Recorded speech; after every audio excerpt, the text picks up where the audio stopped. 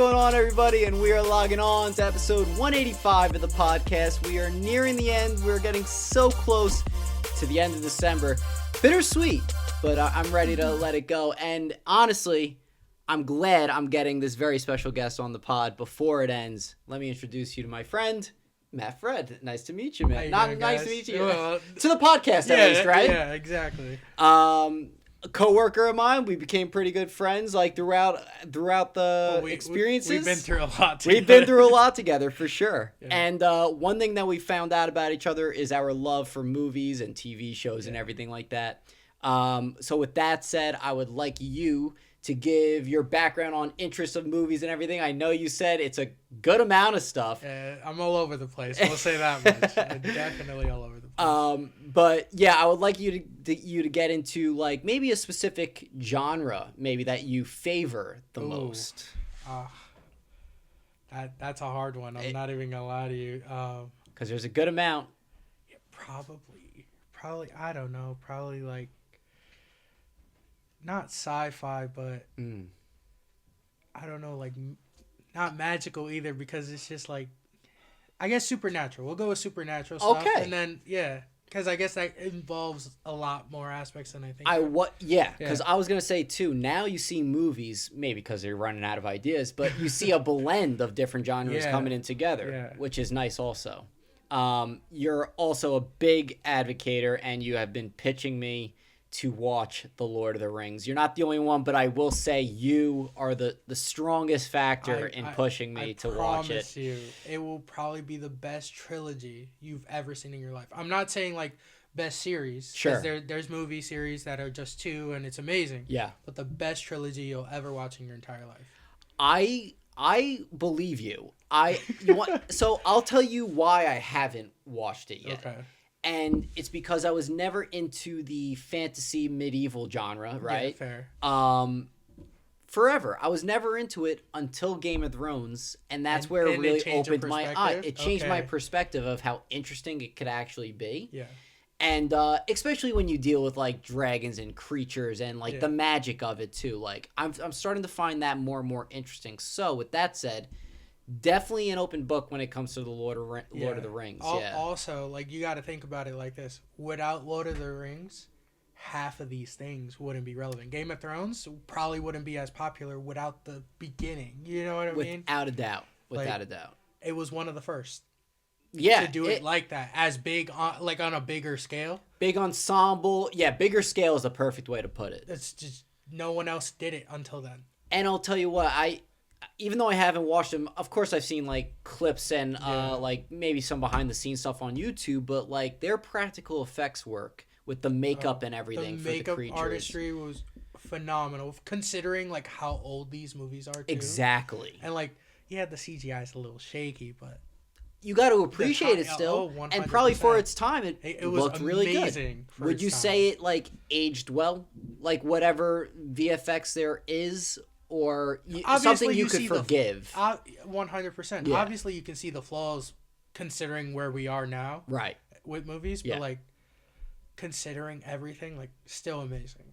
I think it has for a long time. Like, that trilogy has led by example of how practical effects and maybe even the inspiration to let visual effects, like VFX work, progress.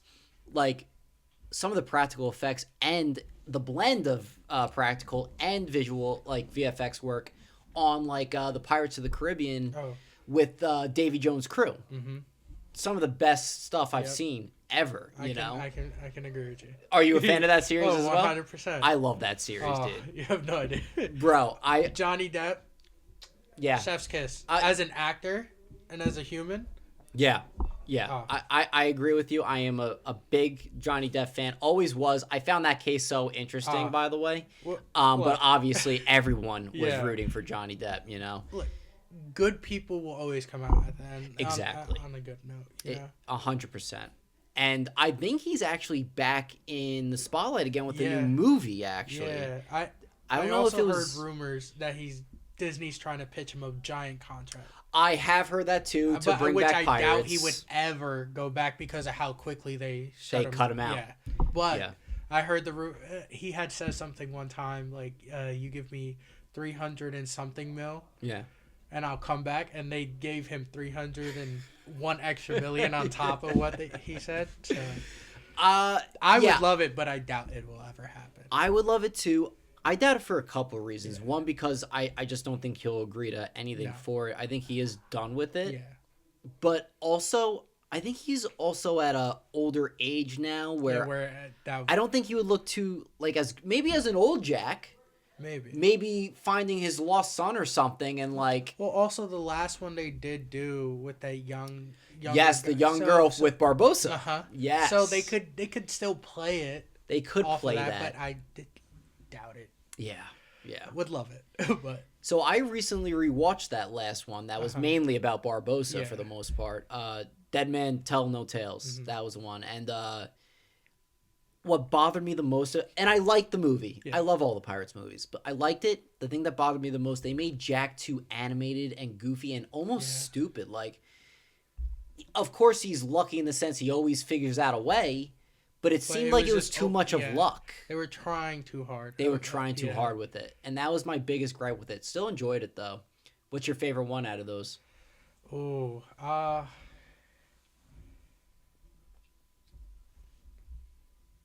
probably the original. Yeah.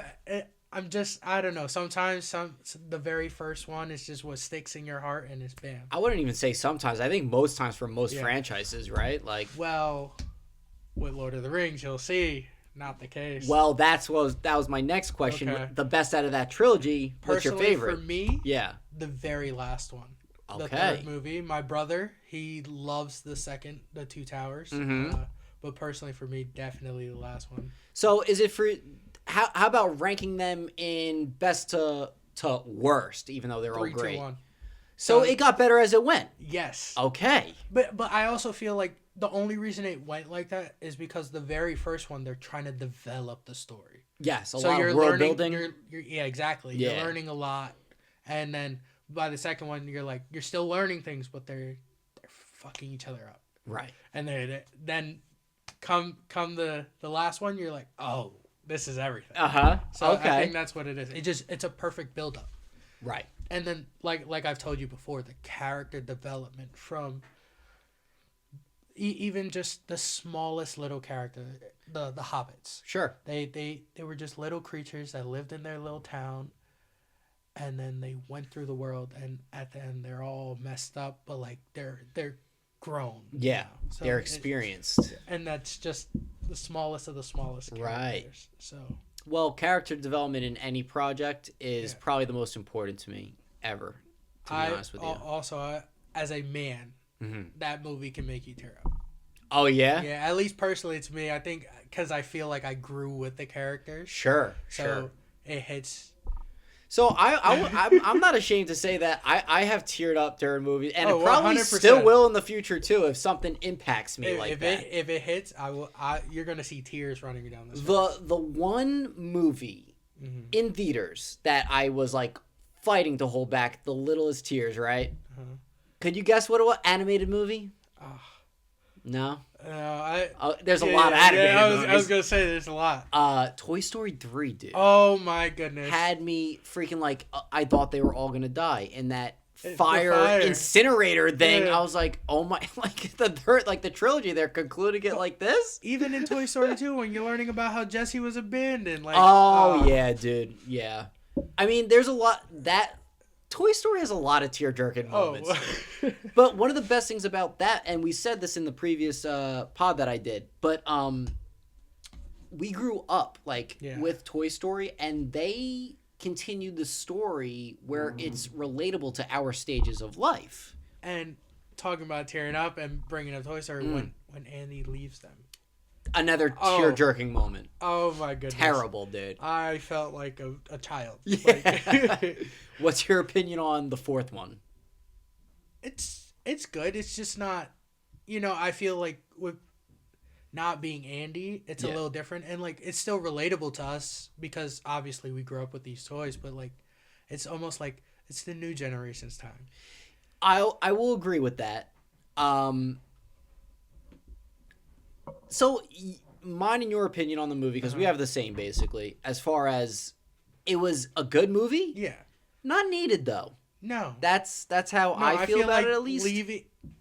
Leaving off with Andy driving off and they're with Bonnie, that was amazing. That was a perfect way to stop. Yeah. But at the same time, you make that movie and then these children are obsessed with these toys and then these they characters. buy those toys and whatever else. You're going to do everything to try and keep it going. And I'm not saying the last one was horrible. It was amazing. Yeah. It just wasn't what we wanted what we needed. Fair enough.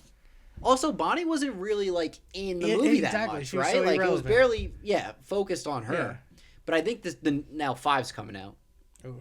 So, do you know anything about it? Not really. Okay, so I just know it's coming out. Yes. Toys versus technology. Ooh. How kids are now our eyes are glued on the screens now. Now that's what they should have done for Toy Story 4 to begin with, in my opinion. Yeah. And but then again, kids nowadays are getting more and more glued to the screens as time goes on. So maybe this is the perfect time. It's just probably like a culture shock for parents. Like, I need to get my kid away from this phone. Exactly. And I need to get him toys, get him outside, do something. Yeah, I really hope they make the story well enough where that impact is there for parents, which circles back to the point, like, I guess soon to be parents somewhere down the line in the future or whatnot. Well, we're closer than we were before, right? Like, so it's following the stage progression of life weirdly enough. But that's another great franchise. What are other good franchises let me ask you this first. Superhero genre, we've had this talk before. I feel like you're not that into them, correct? It's not that I'm not into them. I'm more of a DC person. Oh, I love that. But they haven't made, like, I personally feel like DC hasn't even tried yet. Yeah, well, for a very long time. Like, they use like obviously the Tim Burton Batman's amazing. Yeah. Dark Knight trilogy. Phenomenal. But even the Superman Returns, like, he wasn't a good Superman, but the story itself was great. So I actually enjoy that movie a lot. But I mean, like, the actor himself, I feel like... I liked him, dude. You liked him? Brandon Ralph. Yeah. I liked him. I liked him better in The Flash when he was Adam. Yeah, he was Adam. Oh, he was amazing as Adam. Yeah. I feel like that character fit him better. Also, I feel like he bulked up for that character when he didn't bulk up for Superman. For sure. So I think that was because they were trying to replicate the exact look of Christopher Reeves. Which they shouldn't... Amazing Superman. And tragic story with him. Yeah. But they tried to replicate like his look and everything too much, where that's probably where it hurt it. I feel Henry Cavill was phenomenal. I love that dude. I love him. Even what he did with The Witcher. Yeah. Oh. Yeah. And that he's not The Witcher anymore or Superman. Heartbreaking. They really like stripped. They fucked with him. They fucked with him. He was great at everything he did. And did you see who's playing Geralt now? The Witcher? It's Liam Hemsworth. Yes. I couldn't think of Thor's brother. And he just looks weird as him, dude. He's not him. He's not him. He's not him. He's not him, dude. Yeah, exactly. Even in the video games, like, I would see the cover and I'm like, oh, that's Henry Cavill. Don't worry about it. Yeah. And, like, to me, it was such perfect casting. Oh, and I don't even know the story of... He either left... I think he actually left that project. Either. Yeah. And I think it's because he didn't like how the story was going. And I guess that kind of makes sense because, like, the last season he was in didn't do great review-wise. I didn't watch it, so I can't say fully if it was good or bad in my opinion. And now I highly doubt this new season. Yeah. It's going to be the last one, too, I believe. Good. Yeah, exactly. Good. It's not. The last one was the last one for me, at least. Yeah. What about shows-wise? Ooh, I'm all over the place with that too, but I think kind of like wholesome, like, family comedies, I guess. But like, I'll watch almost anything. By that, do you mean sitcoms or? Yeah, sitcoms. Like How I Met Your Mother, my favorite show of all time. So I haven't really watched that fully through. Okay. I've seen episodes that friends have shown me, and I did enjoy it. I love all the characters. Patrick Harris. Yeah, he's great. The most amazing straight man but he's gay. Yes, right. Phenomenal. Agreed. I love everything about his character, Barney. Yeah. I aspire to be that absolute man. player. Hilarious, that guy is. But just also like that perfect like, oh, everyone's down, let me throw this in there and pick everyone up. Yeah. Like I feel like he determined a lot of the show, and he wasn't the main character. Right. But he carried. Exactly. He carried for sure from the episodes amazing. I saw him in anyway. Oh, I watched all 8 seasons probably 8 Hell times yeah. over. And now they did come out with, speaking of How I Met Your Mother, they How I did. Met Your Father. Yeah. I never watched it. I don't know if that lasted though either. I don't think so. I didn't even give it a chance. Not because of anything in particular. I just didn't give it a chance. Right. I was like, don't ruin my show. Well, I didn't hear anything about that one for a while now. All I knew was Hilary Duff was the... Yes, that's right. I forgot about that. Yeah. As far as shows for me, I mean, well, the audience knows that watches the pod that I'm a big superhero guy. So love the Flash. The CW shows. The Flash and Green Arrow. Yeah. I thought, but here's my gripe with them though. Like, and this is actually not even just with those two, all CW shows, in my opinion. After the 3rd season, they just went to... They go to shit to me. I feel like they tried... It's like they were on a path, and then it's like, let's take 20 steps forward before we even develop through the 20 steps. I agree. Like, Arrow season 1 through 3. Oh. Well, first off, the 2nd season is my favorite all time with Deathstroke. And then the 3rd season with Ra's al Ghul, I thought, and they followed the Batman story of it. Exactly. I was like, they should have went toward that path. Yeah. But they diverted completely away. I think the 4th season was with the bad guy Damien Dark, and good. I like that actor. He's in a lot of TV roles, right? I forgot his name, but whatever. But I just didn't like the story of it, and I was like, all right, you know what? I'm done with this. Flash, I think it was actually after the 2nd season I left the show. I think they lost me when it was no longer about the Reverse Flash. So there you go. It was just like, I think that was it for me. That's amazing. Yeah. And then I think when they try to do too much of the crossovers, it became, I guess we could say, overwhelming, because like too much is happening, and I can't watch this episode until I watch this episode on this show, but I'm not even watching this show, so I got to watch 3 seasons of this show to catch up. And I feel like that show that you're talking about is the new one that came out after Legends of Tomorrow. Yeah. I only watched 1 season of that. I was like, yeah, okay. I tried multiple times. Yeah. And it's just like it wasn't sticking the right way. Nah. Like also the Hawk Girl, I feel like Hawk Girl is a way better superhero than they made her out to be. Oh, like, for sure. She's a badass. She's up there with Wonder Woman. Yeah. She's up there with Wonder powerful Woman. wise too. They made her this like, you got powers. Cool. Yeah, right. And I also don't like what they did with Black Canary. No. The main Black Canary. Exactly. It should be. And it even though the sister. Yeah. I like her as a character too, as the White Canary, I guess. That was amazing. Yeah. But when they try to force her to be like the leader of this group and whatnot, forget. Yeah, I agree with you. It didn't work for me either. But other shows, like I love Breaking Bad. It's actually the first show I ever binged and got me into like seriously into TV shows. I could never get behind Breaking Bad. Really? Yeah. Same with my brother. Tried. I'm not even gonna lie, because everyone's like, "Oh, this is amazing! This is amazing!" I'm like, is it though? Oh, dude, it that's is. just my personal opinion. Yeah. No, but there's probably shows that I love, and people are like, "Ugh." Well, what shows do any shows come in mind right off the bat as far as that? Like maybe an unpopular opinion show that you love, but a lot of people don't. Or maybe unknown show. I got a perfect one. Oh, hit me. This is a deep cut. Okay. I'd be really happy if you know the show. Wilfred? I don't. Okay. Okay. So, dude, it's Elijah Wood. Okay. And so he attempts suicide in the first episode. Okay. Fails. He wakes up to his dog. No, his neighbor's dog as a guy in a dog costume, and he talks to him, and he's the only one seeing this and whatnot. Okay. And that is the show. Okay. Him and this guy dressed as a dog, who is a dog to other people. Going through life. Through life. Okay.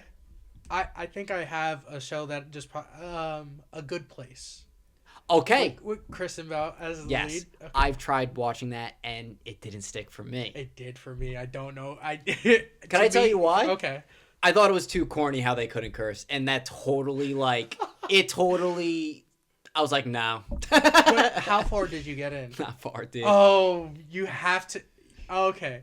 So there's a reason for it. Okay. And I'm not trying to ruin it because I hate when people ruin things. Yeah, that's okay. Don't ruin it. There's a good reason for it. And you have to go deeper into the like, I think it's the second or third season when they explain why things are the way they are. So, you see, I thought that was just a little playful joke that I was like, are they really going to... It starts as that, right? Yeah. But in my mind, see, that I'll get behind. Yeah.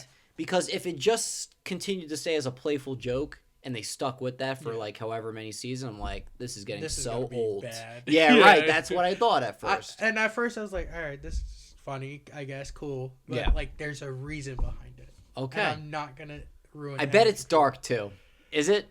Is it dark? Okay, all right. I plead the fifth. There are a couple shows that I'm planning on giving like a reattempt, right? Yeah. So let's say A Good Place is one of them. Dexter's another one for me that I couldn't get into. Dexter's amazing. Did you watch any of the new? No. I heard it's great. I've only watched the original. Okay. I've heard great things about the new one also. Yeah. But I have only watched the original. Yeah. Same thing with The Big Bang Theory. Okay, I like that show a lot too. I love The Big Bang Theory. I'm trying to start Young Sheldon.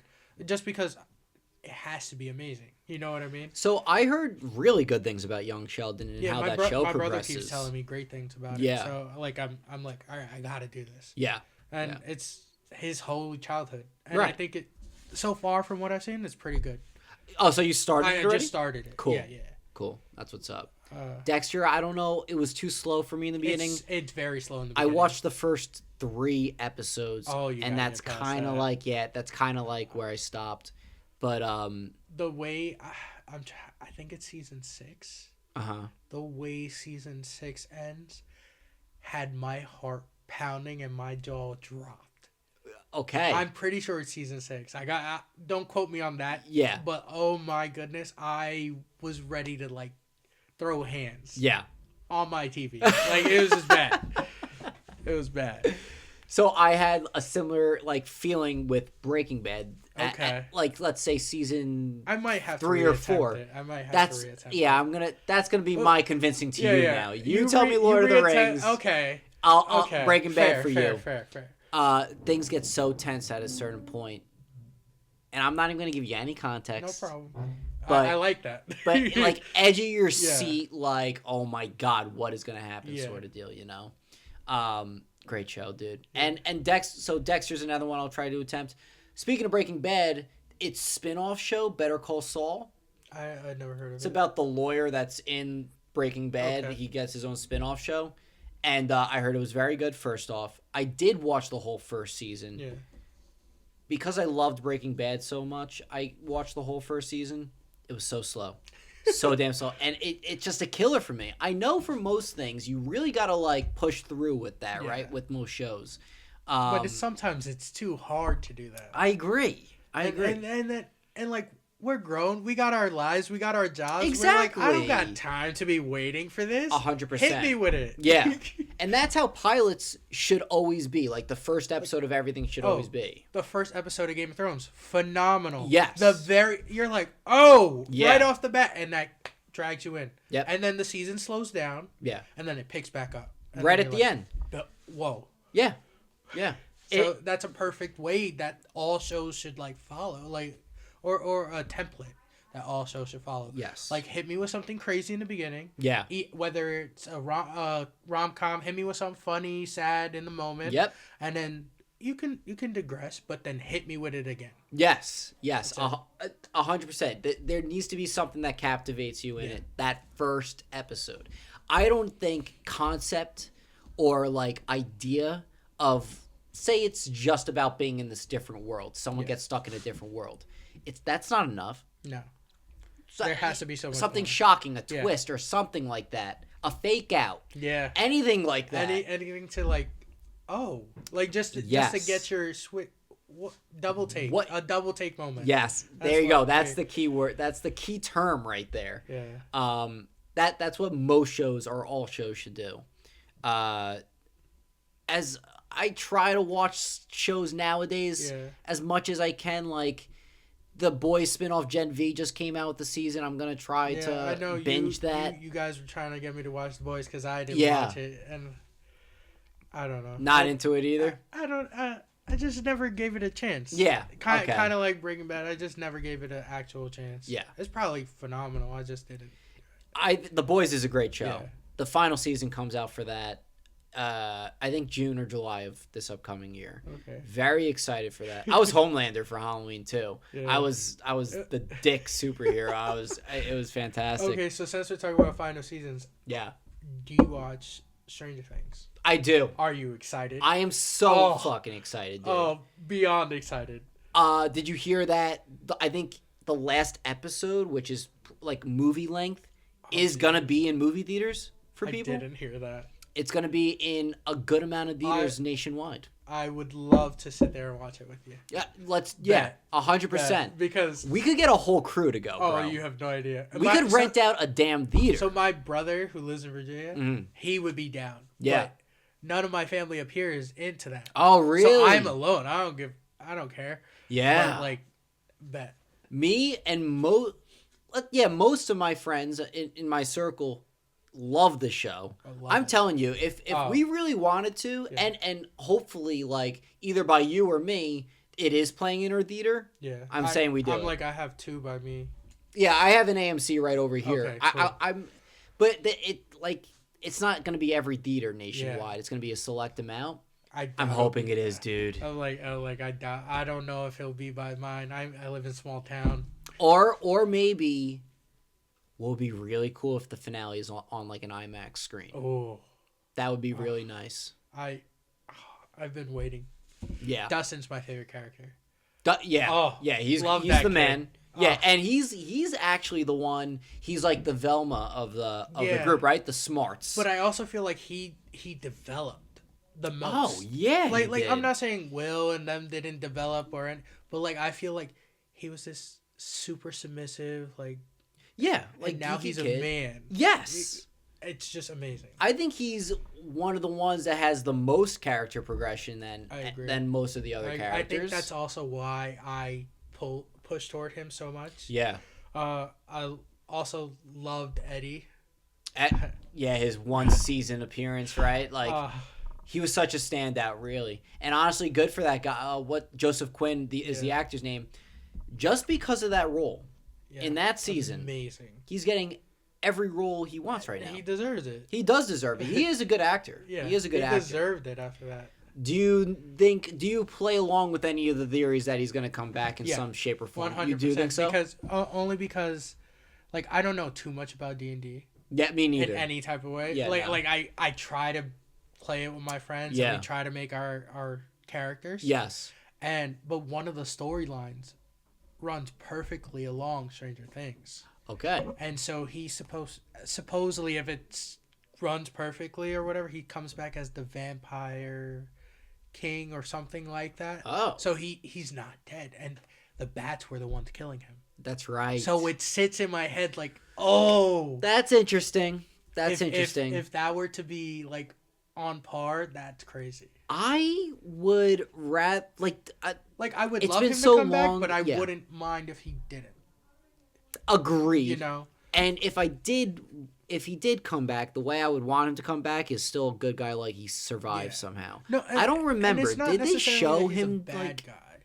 It's just that's what he comes back as. Oh, okay. Yeah. Okay. So I don't know the storyline in any way. I just know he's that's a character within Dungeons and Dragons. Oh, now I see what you're saying. They're just throwing in the mind flayer and everything. That's all characters within certain storylines of D&D. Yeah, so okay, so maybe he comes back as this anti-hero sort of guy, vigilante sort of guy, right? That's what he was. Right. Think about it. He started as the jackass in the beginning. Yes. And then you grew to love the kid, and you're like, don't die. Yeah, 1,000%. So I feel like it would fit perfectly. it's also left off in the show itself that everybody like doesn't like him. Like no one respects that he like or even knows that he like sacrificed except for that crew. And that what makes it even better. If 100%. That is the way it goes. I hope he comes back in some sort of shape or form because he was too good of a character to let go. Like if he was a first season character that they, developed and then by. Well, I would even say, okay, that character in season 1, but the only plan was to kill him off at the end. Yeah. Then they see his popularity. It's like, oh no, we do bring him back for the future seasons just because of the popularity and whatnot. Somehow, right? I think they're too deep into it to maybe change whatever plans they've always had, but. Regardless of what's happening, I have the trust in the Duffer Brothers. Yeah. I think it's going to be fantastic. I think it's kind of set up like so I know these are completely different genres, but it's set up where they knew the entire plan for all 5 seasons. Yeah, they had it written down. How I Met Your Mother did the same thing. Oh, really? So like they always knew. Like they always knew. Really? They filmed everything with Ted talking to his kids in the beginning. Yeah. They filmed all 8 seasons of that before season 1 was ever shot. You know what? That makes sense because, like... The kids never grow up. He's telling them the same story the whole time. It's just one sit-down that he's having with his kids throughout all 8 seasons. Now, that takes some pretty big confidence, first off, right? To even think that it's going to be that successful. Exactly. Where you don't have to, like, pivot to a different idea or anything like that, right? And they did it phenomenally. Good for them. I did not know that. Yeah. Did not know that. There's another show like that I believe they always knew the plan, and that's Attack on Titan, the anime. I love... that's my problem. I jump everywhere. Like, I love anime, too. So. Nice. So, I dip my toes in anime and whatnot. Like, I haven't watched a lot of them, but some of them that I've watched is Attack on Titan, Full Metal Alchemist Brotherhood. My brother's trying to get me into that one. Oh, dude, it's I know. So he good. Keeps telling me the same thing. So good. It's not that I have a lot of other things to watch too, like not just anime, just in general. Now I gotta watch Breaking Bad. Yeah, you do. Sorry, Full Metal Alchemist to the back. But I wouldn't be mad if you went to that show. Death Note. I've never watched that one. Oh, it's so... And that's like just a 1 season thing. Okay. Of like maybe... Like 1 long season, but maybe like 30 to 40 episodes in it. Okay. It's very good. And I also feel there's a lot of anime that's overrated. But people don't like when I say that. I agree with you, but I also think a lot of animes are just really weird too. Yes, 100%. Like, I'll try. Yeah. And if it's weird, I'm good. Yeah. Like Chainsaw Man. Everyone talks about it and hypes it up. I'm like, that's weird. I watched that first season. That's weird. And I was like, this guy is just overly obsessed with we know what, exactly. Right? Like I'm just like, this is weird. This is too much. Yeah. The same way I feel. I know it was one of the originals, but Naruto. Oh, overrated. So I've never watched, and I never will, or One Piece. That too many episodes. Over 1,000 episodes. I'm like, my cousins talk about it. I'm like, I'm good. Yeah, no. That's too much. I had a buddy of mine. Exactly. I had a buddy of mine that started it, let's say a year ago now. Like, and he's been caught up, right? God bless him. If I started it a year ago, I don't even think I would have broke 500, to be honest with you. Not with the life we live. No. With the life we That's live. what I'm saying. So that's dedication to really get into a show, any of those shows like that. And do I take that risk and try, and it's not even that good? What's the point? Oh, agreed. You know? Agreed. But, like, I'm very particular. Like, I'll watch something, and I'm like, eh. But, like, if it's good and it hits, I'll recommend it to everyone. Yeah. Yeah. So, like I also didn't even start watching anime until probably like 2 years ago. I'd say 3-4 years ago for me. And it's still like it's hit or miss. It's probably my newest genre of like things to take in. I would say me too, but I'm retired from anime now. I'm telling you, unless something. There is one. What? Kaiju number 8. Never heard of it. It's very, very, very good. Is it new? It's very new. Okay. So like I read the manga yeah. at first, And I was like, oh, this is going to be an amazing show if they ever do it. Yeah. I promise you, 2 weeks after I read the first manga, yeah, they were like, oh, we're releasing the show. I said, oh, shit. Amazing. But it's action and comedy put together perfectly. Yeah. And, like, not a lot of things can do that. No. Whether it be anime or even just real movies. Like, it's just hard to get action and comedy. That's why, like, I got to give it to them. Spider-Man does it phenomenally. Sure. Yeah. Iron Man does it phenomenally. Deadpool. You know? Yeah. But it's just a matter of, like, it does it perfectly for an anime. And there's only 2 seasons. So far, right? So far. Okay. I'll look up a trailer for. Well, send me the trailer so I don't forget it. But yes, I'd be open to going back into anime. It's just after Attack on Titan, I'm one that didn't hate the ending. Okay. I actually loved it. Okay. I loved the whole show. Yeah. To me, I watched the end of that. I was like, I think I'm good on anime now. I swear to God, I think my cup is filled. I don't know what to think anymore. Let's just close that book. Yeah. And not even in a bad way. Yeah. Like, I felt like that's the show that I liked the most out of all the animes I watched. And now that was over, it's like, oh, okay. You know, like My Hero. It's final season's coming out. They I released, stopped watching 2 it. episodes. Oh, You want to know where I stopped? Uh-huh. Oh, and this is how weird I am, dude, with shows. No, you're... All right, so I watched all of season 3 with who's the guy with the plague mask? Overhaul, the villain Overhaul. Yeah. Loved it. I loved that season so much. I'm like, oh, this show's getting really good. Didn't watch a single episode of the 4th season. I'm like, actually, I'm done. I was like, dude, I'm done with this show. It's only season 9. It's fine.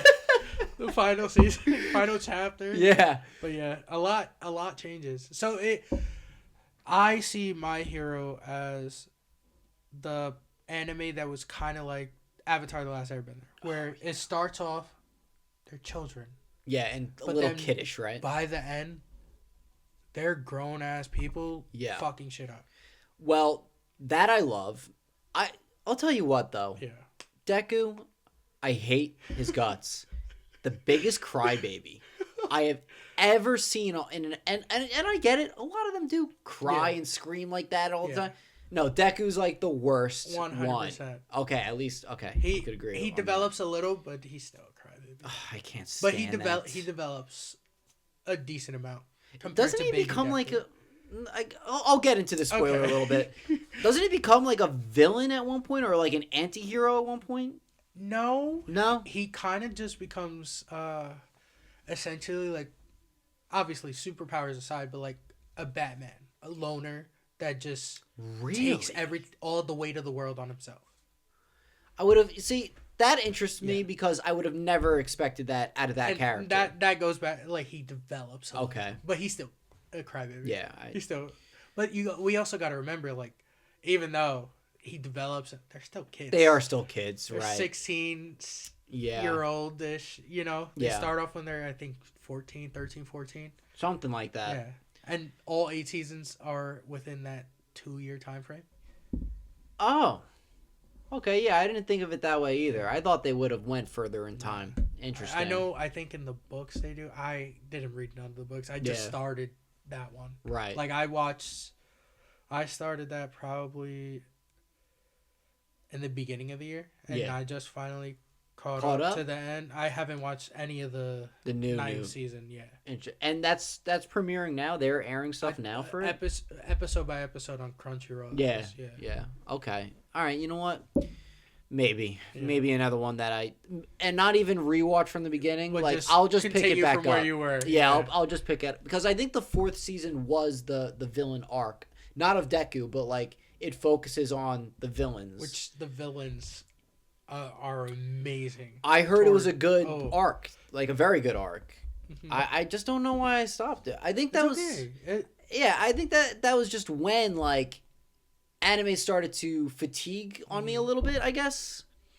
But then again, I watched a lot of good ones. There's no reason for like there's still good animes out there. You know? When I get tired of a specific thing, I just swap it out. Like Like when in doubt, like I'll just find a new comedy show or I'll find a new action show. It just depends. And if it's a new anime, I'll give it a try. Sure. What's your favorite top 3 if you could? What, animes? Yeah. Ooh. Yeah. Oh, Attack on Titan. Is number 1? No. No. No, I don't think so. Okay.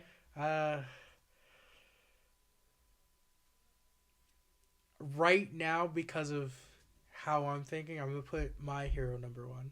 Wow. Okay. Because you might see it like the villain arcs and how Deku evolves. It's not just Deku; it's all of Class 1A. All of them. Yeah. Yeah. How they evolve. Yeah. I think I'll put that number 1 for right now. Okay. Attack on Titan. Yeah. Safest number 2 I could ever possibly. Sure. And then number 3. At least, we'll go right now. Kaiju number 8. Okay. Yeah. Okay. And I can understand how that could change. It could. throughout, it fluctuates. Right? Exactly. The only thing that's never fluctuated was How I Met Your Mother for me. Right. That's it. Yeah. But like everything else fluctuates. Have you watched any of Demon Slayer? No, my sister tells me to watch it because that's hers. Another thing, 1 through 3 seasons watched. Season 3 was so weak to me that I stopped watching it. And apparently a very pivotal, I'm not going to spoil anything, but a very pivotal moment from the manga happens at the end of the 3rd season. It's like, okay, that was cool. But it wasn't enough to make me continue. They did just come out with a movie. Heard it was excellent. Chainsaw Man even has a movie out right now in theaters. What? And it was on 100% on Rotten Tomatoes for the first 2 days, and then it finally dropped after more critic reviews. But I'm like, damn, dude. Yeah, Chainsaw Man, I watched the first season of it, and I was like, I don't know how I feel about this at first. And then I hear it gets weirder. Yeah, I don't know. I'm good. Yeah. But yeah, I'm all over the place with all of it. Like, not just anime, just movies, shows, everything. So, I definitely want to branch out more as far as that too, because I feel like I'm very stigma's not the right word, but I'm very superhero centric, right? Okay. Like I feel obligated. Which isn't horrible. That's amazing. No, it's not horrible, but I feel obligated, even if it's the worst superhero show or movie, I gotta watch it. And I'm not even just talking about like the Marvel Universe ones. Like I'm even talking about Madam Web. Okay. I saw that in theaters, dude. Just because it was a superhero movie. Also because I wanted to rip it apart too. But I didn't mind it. See, I thought it was really bad, but it was funny because of how bad it was at parts for me. That's how literally, dude. And she has a funny personality, and I'm sure she's a great human being. Dakota Johnson. Yeah. I think she's a terrible actress. I really do. Whenever I think of her, there's only one thing I think of. Oh, 50 Shades. And even then, I didn't even watch them. Exactly. So it's just like, but I know her because of it. Yeah. And that's the only thing I see in my head when I see her name. Yeah. And I'm just like, oh, it's just you. Yeah, right. I see what you're saying, dude. Yeah. That's a fair point to bring up. Also, similar circumstance, like, her from 50 Shades. Yeah. Robert Pattinson, I just know you from Twilight. I was actually so pissed that he was cast as Batman. So pissed. And then his movie comes out. I fucking love that movie, Batman. Yeah. And he's a great I think he's a different Bruce. He's a depressed like Bruce Wayne. Well, yeah. And then his Batman is like unhinged and a fresh new Batman. Well, yeah, they give him a young Batman. That's what I meant to say. But he's also more of the detective side of Batman, which I love. Which is exactly. We don't really see that too often. You just think of the brute like I'm kicking your ass. I'm kicking your ass, or the super rich. I could just figure out everything. Like he gets into the he's like, detective I got this. work. Don't worry about it. And what a great villain to start off that detective work with than Riddler. Yeah. Which. Can we go into villains real quick? Let's do it, yeah. Greatest villain of all time. Okay. If we think the same person, we're really friends. Greatest villain of all time, like all like our own opinion of it, not like acceptedly known. Okay. All right. I have two in my head, and I think they're tied for number one. And one is a part of the superhero movies. Yeah, I was thinking one of them. Okay, yeah, I got 2 in mind too. Okay, all right. So let's do the non-superhero one. Non-superhero one? Yeah, let's say it at the same time. 3, 2, 1. Darth Vader. Ooh, No. Who? Jason Momoa in Fast X. Oh, get out of here, dude! On. He's the only person that I can see that is similar to like the Joker. No, what? Did you not see the scene where he's talking to the 2 dead bodies and he starts grabbing the guy's jaw and laughing? All right, to be fair, I didn't see the movie, but bro. Watch it. I'll even go one further. Okay. I hate those movies. Okay, fair. Okay. But if watch Fast X just for Jason Momoa. Okay. Because I only of all time, bro. Yes. Really? Okay. Yes. Okay. All right. So I grew up with those movies. Yeah. So pure non-bias, like they lost me. Yeah. When they went into outer space. Oh my! Yeah, I heard still that. I watch every single the way you go to every superhero movie. Yeah. I go to every Fast and the Okay, fair enough. Yeah. They did horrible when Yeah. they going into space with a car. No, stay on Earth. Yeah. I feel like Stay on Earth. Stay on Earth. Yeah. But I feel like Fast X, what they did was they got essentially after part 5, where Yeah. they were in Brazil, Right. 6 and on to 9, they lost track of everything. They didn't know what the hell they were. They didn't know what they were doing. I feel like Fast X brought them back to even the original 2. Yeah, because weren't they doing some racing in that movie too? Yeah. Yeah, I saw from the trailers. Yeah. Fast X, please don't watch the in between. Just watch that specific movie. Yeah. Just for Jason Momoa's villain art. Well, I'm actually happy to hear that because I really like Jason Momoa, and the only unfortunate thing about most of the things I see him in is that he plays the same type of deal. And that's why it threw me off and was phenomenal. So that's why I'm happy to hear that. Aquaman Yeah. to you're the villain? You're the villain now, right? Ooh. Yeah. And I'm sure you could play a badass villain too. Oh my goodness. And what it sounds like a psychotic villain too. If I'm talking about one of the greatest of all time, he's there. he's there. Okay. All right. You Like know I what? said, don't watch What any of what the an Fast and the interesting Furious take, movies. dude. Just Interesting watch take. Fast X I don't know if I him. would have ever heard that from anybody else. Oh, probably not. Okay, yeah. Because a lot of people agree with you in the sense like the whole series. You would never think about yeah. that character, Not- right? But oh my goodness, I Okay. promise. His name is Dante. Dante. Gotcha. Oh. Wasn't the villain in one of them Vin Diesel's brother? John Cena? Wasn't he a villain he at one point? He was the one when they went into outer space. Oh, okay, it was. All right, yeah. Don't Whatever. worry about that. But then he goes from dark to good. I saw that from the trailer for the next one. Yeah. Yeah. I was like, all right. Okay, the superhero villain. Oh, Heath Ledger's Joker. Okay. I was going to go Thanos. Okay. But you know what? Joker is obviously a very good, acceptable pick. I think it's more the psychotic aspect. Yeah. It's not necessarily of what they've done. Because when we talk about it, Thanos wiped off half of the universe. Right. You got it. Yeah. But, like, he gets in your fucking head. He gets in your head, and he's one of those villains that really just does not care. Also, like, even if he loses, he's still cracking up. He's like, okay, I'm still going to come back at you. It's like he doesn't care if he wins or loses. He just loves the chaos of it, right? Specifically Heath Ledger's Joker. Yes. Because, died way too soon. I think it could have expanded beyond this. Yeah. But like the scene where he's coming out the hospital in the nurse's gown. Oh, fantastic. That was a complete fuck up on the people doing the explosion. Yeah. And he played it off. Okay. Yeah. And this is just on his merry way. And thank God he did that, right? Oh. That would have been someone was getting fired. I feel like that is amazing. Like stuff like that, like actors and actresses that can do stuff like that is what on the spot improv, right? And I feel like that's why, the Joker's great, but Heath Ledger's Joker, superior. 1,000%. And that's why I stick with my comment about Jason Momoa's villain. Okay. Yeah. So I'm starting to get a feel that like the villains that you really like are those like psychotic, like unhinged, right? Yeah, like right. Okay, cool. You can kill millions of people, but can you get in my head? No. Right. Right. Those are the best type of villains too.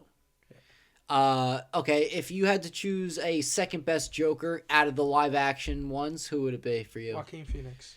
Okay. He's 3 for me. Okay. 2 is definitely Jack Nicholson. I didn't even. But, yeah. I mean, you could change it. Would you have him as 2 instead? I would. Yeah, right. I think he was a fantastic Joker. I promise also. you, I was purely thinking Heath Ledger, Joaquin Phoenix, or Jared Leto. I don't know why. Just recency bias. Yeah, that's all. I wasn't it is. even thinking. Yeah. Oh, and Jared Leto. Let me ask you something. Were you ever into the Tron movies? No, I never watched them. Not me neither. Yeah. I don't think a lot of people ever did. I don't know why Disney wanted. Is that where he grew? This is the new movie that he's like the main star of now, Tron Ares. Okay. It is doing disastrous at the box office. I will say, correct me if I'm wrong. He played Morbius. Yeah. That was really good. You liked it? I liked it. So that's actually I didn't even see that one actually. I think it was really good. I like the concept of that movie from the trailers. How he has some blood deficiency or something like that. He can't walk right and everything like that. And then is he actually? I don't even tell me, but I know the whole vampire power thing. It's always fascinating to me.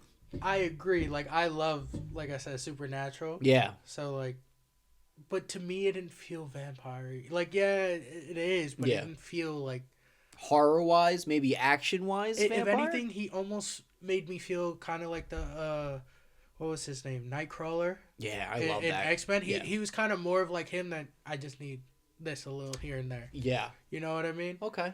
I'm also not a huge fan of Jared Leto either. Yeah, nor was I. But that movie, he did pretty good. Okay. I think he did. Joker, horrible. Agreed. Probably the worst. I'll take cartoon Jokers over that. Oh, in me all too. the series, Mark Hamill Joker from the Batman the animated. Yeah, I would take him over. Dude, I'd rather have cartoon Joker be in that Suicide Squad movie. 1,000,000%. Just a little. He's the only cartoon character. Little cartoon character. Yeah. Like a Lego size. I don't care. He's phenomenal. Because Jared Leto was horrible. He really was, and I think the reason for that was that he tried too hard. Yeah. I think he tried way too hard, actually. The whole method acting thing is so bizarre to me if you really if it comes to the point where it's affecting other actors' work. And I think that's kind of what happened on that set of Suicide Squad too. But I also feel like the darker the character, the more the actor or actress tries to do method. Agreed. Because they want to try and embody that character. Yeah. And as we know, with what happened to Heath. Yeah. He embodied Joker way too much. And look at what happened. Yep. So. I that was very sad. That was very sad. The fact that he wasn't even able to. He might have seen some sort of cut of that movie, but the movie didn't even come out yet when he passed. Obviously, he wasn't there for the Oscar. Yeah. I'm pretty sure his whole family went up to accept that award for it. That was a very sad thing, especially because for me personally, that's the first time I discovered Heath Ledger. Yeah. But I know he's been in other great movies too. A Knight's Tale is a great one. A Knight's Tale. The Brokeback Mountain too. I heard is a great. I never watched that. I never. Knight's Tale I've seen, but the Brokeback Mountain that had a big stigma back in the day in high school. Yeah. Don't worry about it. Yeah. Right. But yeah, dude. It's tragic with certain like celebrities even and whatnot, and we don't even have to go down that hole there. No. But since my brain goes all over the place, and why am I blanking now? Because I had to open my mouth and blank. Damn it. Was it about a movie? No. Oh, okay. Yeah, it's about 2 movies. Yeah. So John Wick. Yeah. How do you feel about it? Yeah, I saw the first 3. I didn't see 4. I didn't see the 4. I got spoiled what happens in 4 though. Okay. I feel The Equalizer with Denzel Washington a million times better. Definitely more grounded and more realistic. Yeah. I just feel in every aspect though, because I feel like John Wick, you're just what are you doing? Are you supernatural? That's impossible. He's the boogeyman. Yeah. That's how they play him. It's very unrealistic and I think they just get more and more amplified, kind of like how Fast and Furious does, right? Equalizer, and I do think Keanu's a good actor. Oh, phenomenal. Denzel is one one of the best of all time. I agree. He's one of the best of all time. The only person I would even put on the same level as him, Leonardo DiCaprio. Yeah, he's phenomenal too. Since he was a child. Yeah. And then what he's developed into, The Revenant, everything he's done, even the Titanic. Everyone can talk all they want. What he did in it? Wolf of Wall Street. I love him in. I want to see that new one. That's at one battle after the other. Yeah, I really want to see that. Great Gatsby. Every role has been a certified banger. You know what I mean? The crazy thing is, it took his entire career so far. He's won. He's only won one Best Actor Academy Award for Revenant. How? And I actually think that's his weakest movie. I was gonna say that's probably not even one of his closest. I thought he should have won for Wolf of Wall Street. I agree. I think he definitely should have won for that. Why am I blanking on the movie he did where he's a child? It was him and Johnny Depp, and he's Johnny Depp's mentally challenged brother. Okay. And, I don't know. Oh, it's a very old movie. I can't remember the name of it right now. That movie makes your heart sink. Oh, really? Yeah. With Johnny Depp? Yeah. I'm pretty sure. Yeah, they were young. I gotta look that one up. Yeah, both of them had to have been young as hell for that one. They're babies. Oh, another one too. When he was like a teenager, Leo. Catch Me If You Can. Yep. Phenomenal. Also, he's been in so many goddamn good movies. It's crazy that The Revenant is the only thing he's got an award for. Yeah. Well, now there's buzz about him winning Best Actor for this new one that's coming out. Okay. And maybe that's recency bias too, because that award season's coming up also. But we'll see. We'll see. Before we get into our main thing here, upcoming movies, because we already talked about upcoming shows with Stranger Things. An upcoming movie that is probably on the top of your list that you would go to the theaters to see. It was Toy Story 5. It was Toy Story 5. Okay. Just because it's like I have to see it. Even if it's not going to hit home, I have to see it. Well, that's me too. Another obligation like the superheroes. Like Toy Story is another one of them for me too. Yeah. I got a bunch. The very last episode of this is actually going to be like me and Luke's top 5 most anticipated of 2026. So I'll save some of that, but one that I'll bring up is an obvious one. It's Doomsday.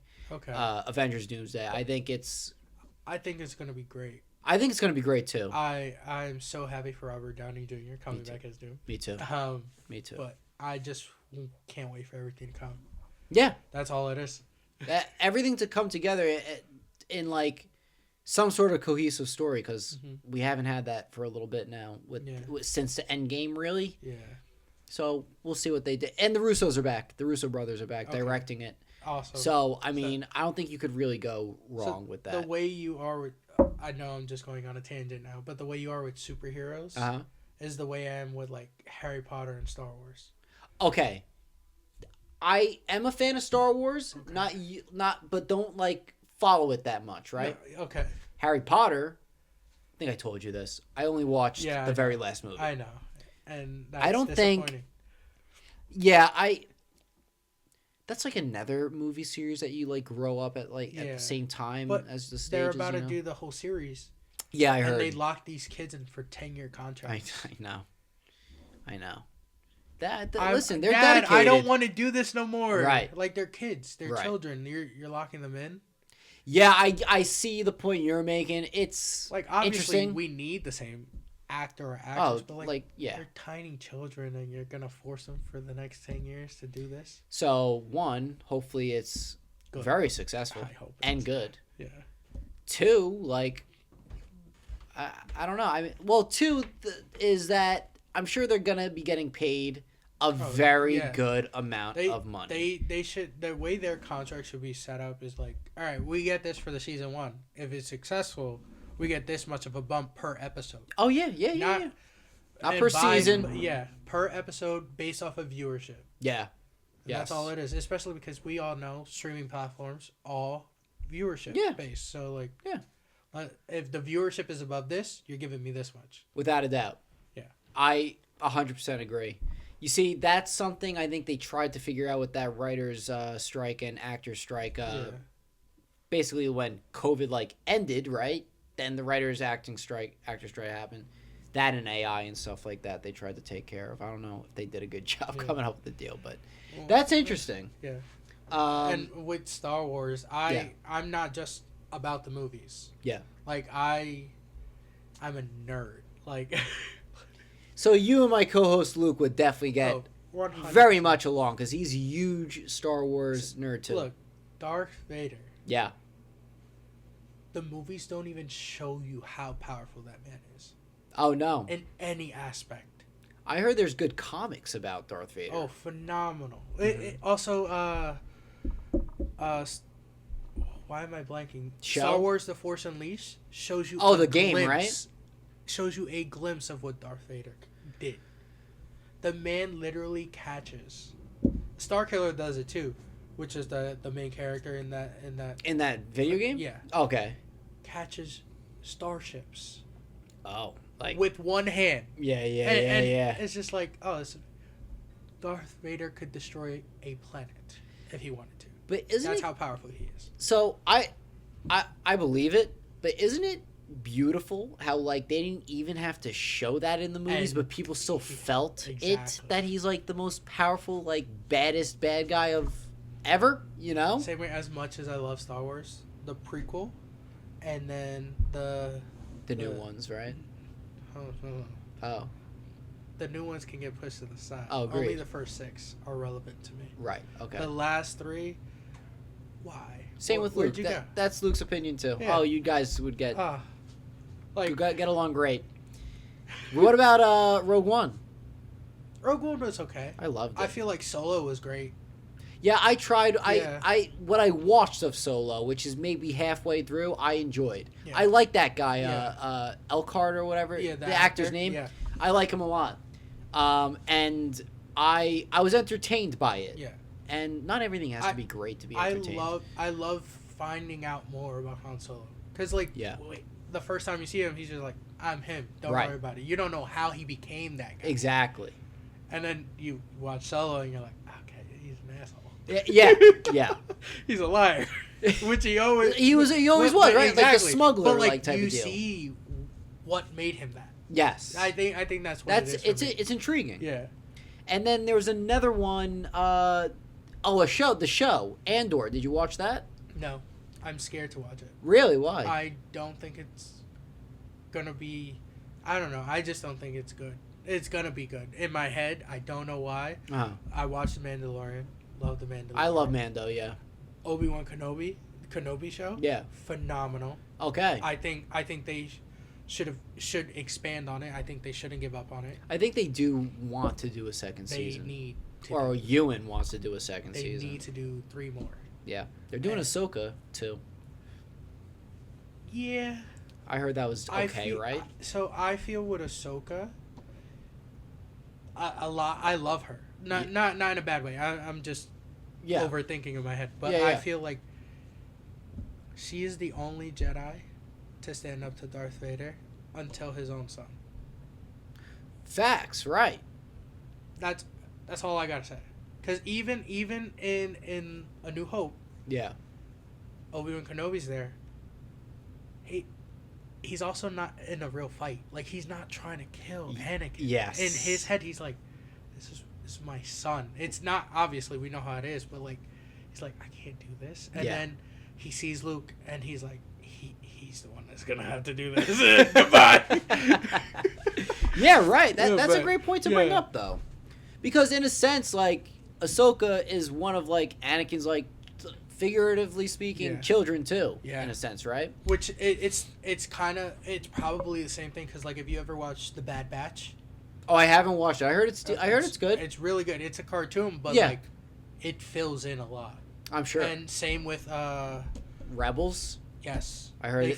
Now I heard that's amazing. That's phenomenal. Yeah, I heard. They fill in so many gaps that the movies don't show. You're right. And that's why I love those shows the most. I think that's why, like, Andor isn't too much in my head. Because it might be, but, like, these are filling in the things I needed to be filled in. Like, so I think Andor serves that same sort of purpose, too, though, as far as I've heard. Also, I heard that it's some of the best Star Wars content ever. It probably is. I just haven't given it a chance yet. Okay. Yeah, but I will. Don't worry. Me Well, and Star Wars what I don't want to happen to you is that you're gonna go in with those expectations and be left disappointed. Yeah, that's my thing too, and I think that's why I'm in my head about it because I'm like I don't want to be disappointed. Yeah, because I know these shows are filling in those gaps for me. Yes. So like you're gonna if you ever watch like Bad Batch, I can't remember if it was Bad Batch or Rebels. Mm-hmm. But Ahsoka fights Darth Vader. Really? Mm-hmm. Oh. Or maybe it was it no, it couldn't have been Clone Wars because it's Anakin in Clone Wars. Right. But I also feel like in that fight, essentially what I was just saying about Obi-Wan fighting Darth Vader. Yeah. He's like, I can't kill Anakin. Right. It's the same situation, and that's where you see his like flickers of the light side. Like, yeah, he's still a dark human and can destroy a universe, but like, they're so good in him, and you see it obviously throughout the original prequel. Yeah. You know, when he's like, "No, you're not doing that to my son." I never saw any gripes, and I was young when I watched them, but never saw any gripes with the prequel. All three of them, actually, to be honest with you. I enjoyed them as a kid. I love them. I enjoyed them, and I love Revenge of the Sith. I love that movie. Yeah, it's my brother's favorite. Mine is Attack of the Clones. Yeah, okay, yeah. But that's understandable. Yeah, very understandable, whoa, too. What's happening? Right. And Obi-Wan Kenobi's my favorite, at least. Of the show-wise? Within the original three movies, or the first movie and the three, the prequels, Obi-Wan's my favorite character. When you talk overall, honestly, like, it's gonna probably Yoda. There's no doubt about it. Like, also we gotta take into account when Yoda is in Revenge of the Sith, he's like 500 something, if I'm correct. That fight scene. Imagine Yoda, young buck, like, I'm fighting you. Count Dooku wouldn't have a chance. No, dude. Also, learning Count Dooku's story, like, he was a Jedi. Yes, Luke was telling me this the other day. That I had no idea about. There was another spinoff. It was Tales of the Jedi or Tales. Yes, you're right. And it shows his story. Yeah. And he kind of went through the same situation as Anakin. Like, the Jedi aren't impartial. They're being too forward, and I heard even too political with it too. Very political, right? And that's also how it all blows up in their face because they became too political. Yep. They involved themselves way too much. Yep. And little did they know, the Dark Lord was there the whole time. Yes. So, yes. Problem, politics. End of story. Yeah, Life, yeah. Everything. Take some notes, Pete. Come on. All right. Let's get into our main thing for the night, which is we're probably gonna end up running through this too, but we're all up to discussion here. We gotta agree together here. Yeah. 100%. I didn't even get to tell the audience yet exactly what's going on here for the rest of this episode. We are doing the adult cartoons tier list, so things like The Simpsons, Family Guy, American Dad, etc. There's a lot more of these nowadays than ever before. Like back in the day when I was younger, it was just Simpsons. And even if it wasn't The Simpsons, you were trying to stay up to watch Adult Swim. Oh yes, dude! Crack of dawn, and you're like, Yep. And back in the day, it was like Family Guy on there and Robot Chicken, Aqua Teen, all that stuff. Now on Adult Swim, Samurai Jack's on there. I know, that was a dude. regular cartoon. That was a regular Cartoon Network show. Like, this is on Adult Swim. Yeah, right. So you know what? I didn't even add that. So I'll even preface more of what our list of 25 shows here are. It's more of the comedy aspect with these shows, which most adult cartoons really deal with. That is that genre for the most part. So I'm going to list them down. The whole goal here is that we have to agree on each one on where they belong on a tier list. Now, the tier list is going to be the same as we did for our Most Toxic Fandoms episode, where it is S through F, S being the best and F being the worst. Yes, we had... Star Wars was very high on the most toxic list as well. Also, yes, yeah. You better like it. Yeah, exactly. How dare you not? So I'm gonna list these down for you guys. We got The Simpsons, Futurama, Family Guy, American Dad, The Cleveland Show, Rick and Morty, South Park, Big Mouth, Aqua Teen Hunger Force, Robot Chicken, Drawn Together, Bob's Burgers, Solar Opposites, Archer, Beavis and Butthead, King of the Hill, Smiling Friends, The Boondocks, BoJack Horseman, Super Jail, The Venture Bros, F is for Family, Squidbillies, Mr. Pickles, and Metalocalypse. I think we should go 25 to 1. 25 to 1. 25 to 1 because I feel there's a lot toward the bottom that I don't necessarily know, and we could get them out of the way. We could get them out of the okay. Yeah. That's a good strategy right there.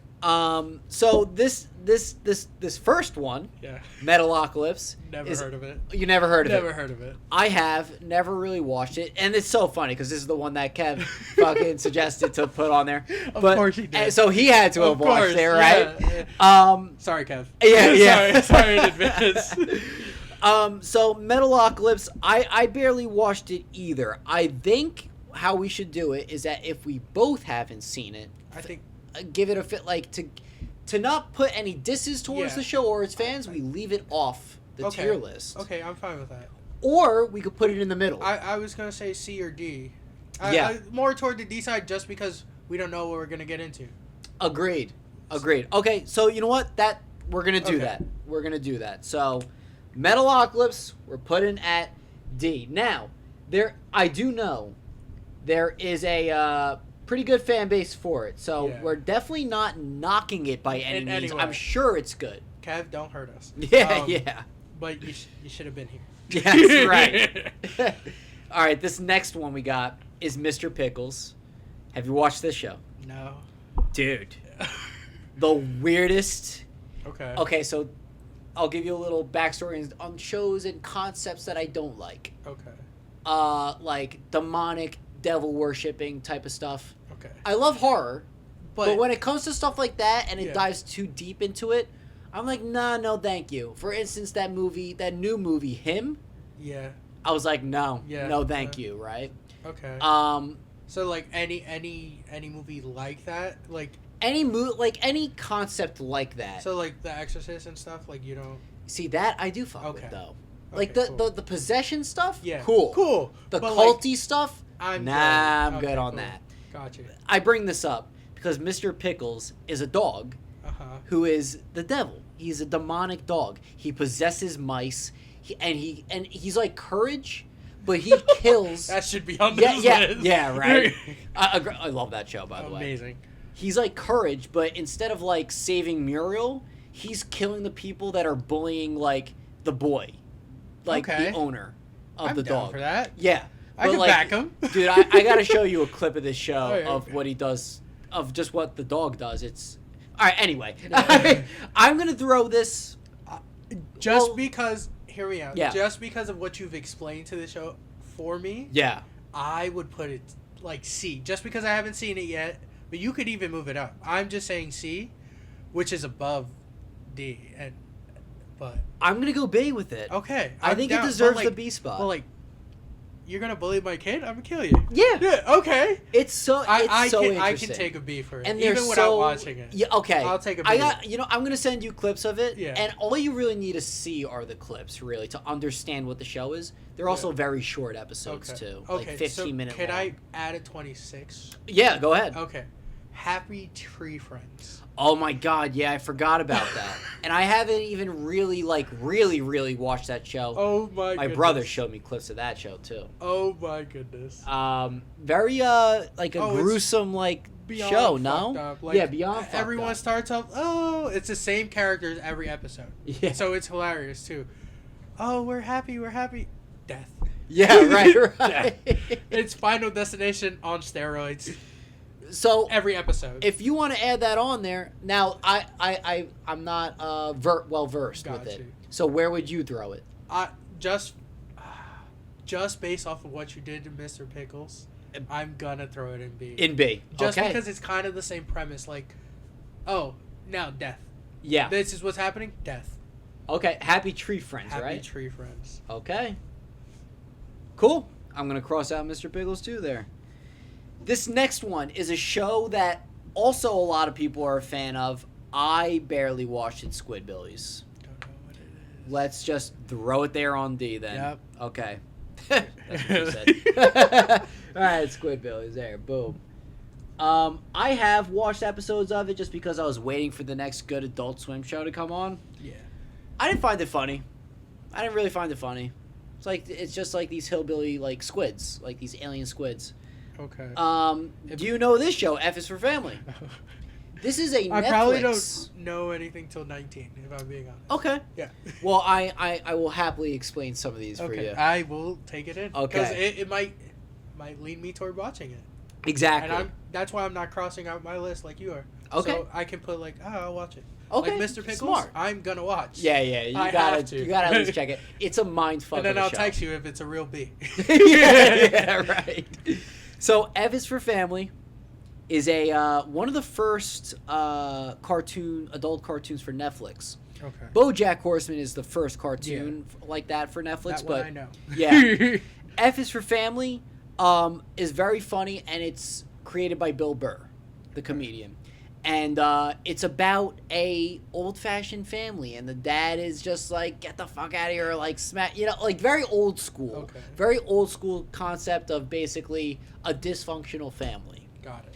And I enjoyed it for the most part. So I think we got our first C here, though. Okay. Because it's not on that same level. But yeah. You liked it enough where you would watch it. Yes, okay. Exactly. So I'm just going to throw it on there. Also, I'm a huge fan of Bill Burr. Okay. So is he like one of your top comedians? Yeah, and you want to know what? I think he has some of the funniest stand-up, but also in interviews, he's one of the realest motherfuckers out there, in my opinion, anyway. Okay. Yeah. Yeah. What about you? Well, and I wouldn't even consider him my top stand-up comedian. I would really have to think about that. I got what you're saying. I guess for me, it's a duo. So, individually, they're either overwhelming in their own prospective ways. Sure. But together, they're perfect. And that's Tom Segura and Bert Kreischer. Yeah. Two Bears, One Cave. Yep. I feel like they balance each other so well. Like, Tom sometimes can get too dark and too overwhelming. Yeah. And then Bert can be too fucking crazy and all over the place. Right. But I feel like they balance each other so well.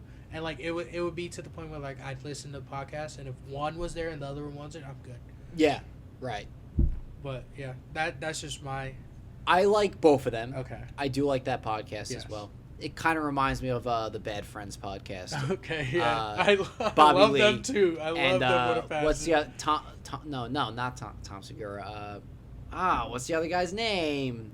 The ginger guy. Yeah. I forgot his name. Oh, Bobby. It's Bobby's mom. Bobby's mom. Hi, Bobby's mom. Yeah, it's so good. Them. It's so good. They're dicks to each other, but obviously that's the whole appeal to it. Yeah. I love it. This next one we got is the Venture Bros. Watch that? No. Me neither. I always see. Just throw it in E. Don't worry about it. You know what? We kind of we can't. We shouldn't even be putting these on D. Just anything we haven't watched. Nothing against anyone who's watched them. We'll leave. Honestly, we'll leave Metaglopolis alone. So where should we throw it? Where should we throw it? I feel like we should throw them in E. In E. They're not horrible because we haven't watched them, so they're not Fs. Or how about we could even do it as, or maybe at least for me, I've seen trailers for this, but it did not interest me in the slightest. So as far as interest level, it is low on that list for me. Yeah. So E is fair, I think, for that. And then if anything's horrible, we'll just go straight F. I don't care. Yes. All right, Venture Bros. All right, now, thankfully for us, the next ones, I know all of them. So that's good. You see why those ones were at the bottom of the list there. Yeah. Okay. And I'm so happy I said, nope, let's go this way. All right. Super Jail.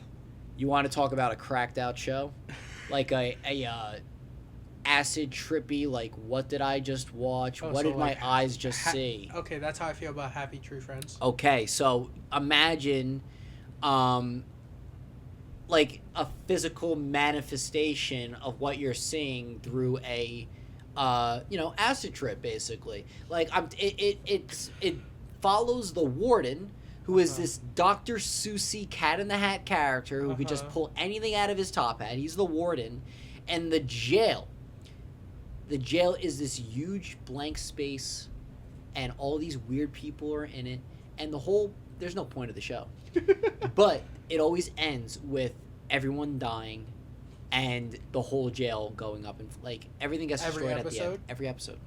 So Happy Tree Friends, where everything is starts it really? So at the end of every episode of Happy Tree Friends, everyone's dead. Yeah, like literally, like everyone's dead. It's a shit show at the end of it. Yeah, I love this show, Superjail, which makes me think, and I'm happy that Happy Tree Friends is at B, because I'll put Superjail at B. Okay. Okay. I'm trusting your all right, opinion. yeah, and based off of your descriptions too. That's what I'm going based off. Yes, that's the same way you took mine off of Happy Tree Friends. I would not steer you wrong as far as like cartoon shows like this. Now, I don't know if you're a fan of like, well, you have to be if you like Happy Tree Friends. I mean, those what the F moments. Yeah, that's what that show is. Yeah. BoJack Horseman. Did you watch this? Yes. What'd you think of it? Because I haven't watched it fully through. Me neither. I've started it and it's kind of mediocre. Yep, I agree. That's why I haven't continued. That's just me. So, from the sound of it, it started off as wanting to be a comedy. Yes. And then it turns into a drama, a cartoon drama. And that's not what I wanted. Me neither. In any way. So, personally, at least to me, based off of how far I've gone. Yeah. If it stood comedy, I'd probably put it CB. Sure. Based off of where it went, it's our first F. Okay. I don't care. I'll throw it down there. I don't. Well, you know what? I'm like thinking of like the general consensus of the show, but I also was not a fan of it at all either. I think I could agree with the F for that. Also, don't worry about their opinion. Yeah, it's our opinion. I'll tell you what. That like, I don't think adult cartoons should deal with drama. No. And if they are, they're animes, then that way they could kill each other and end it. Right. Yeah. And if there is drama, let it be intense drama. Yeah. Like some like crazy that leads stakes to action drama or something. Yes. Yeah. But that's not. This just deals with an alcoholic horse. Yeah. No. Who's depressed, like, basically. I could do that.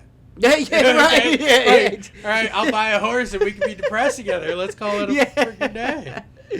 Okay, we got our first F there. Yeah. This next one. Oh, I fucking love him.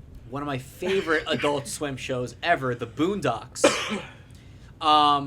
So one of the great pleasures of this show for me is that a lot of stuff that I can't say is in there, and I die laughing at it. Now, they only have, I think, 3 seasons of this show, too. All they need. So, prospectively, at least for me, is like, I grew up in the Bronx. Okay. So, like, hard hood, like... Yeah. That was... for me, it was hilarious, because I'm like, that's not how it happens, but we'll take it, because that's hilarious. Right, like, I'm sure. Yeah. It's great. I think... I'm debating too, a little if bit. Because I don't want to... Can I convince you S, somehow? Okay. I want the S2 because for only 3 seasons, and it did all that.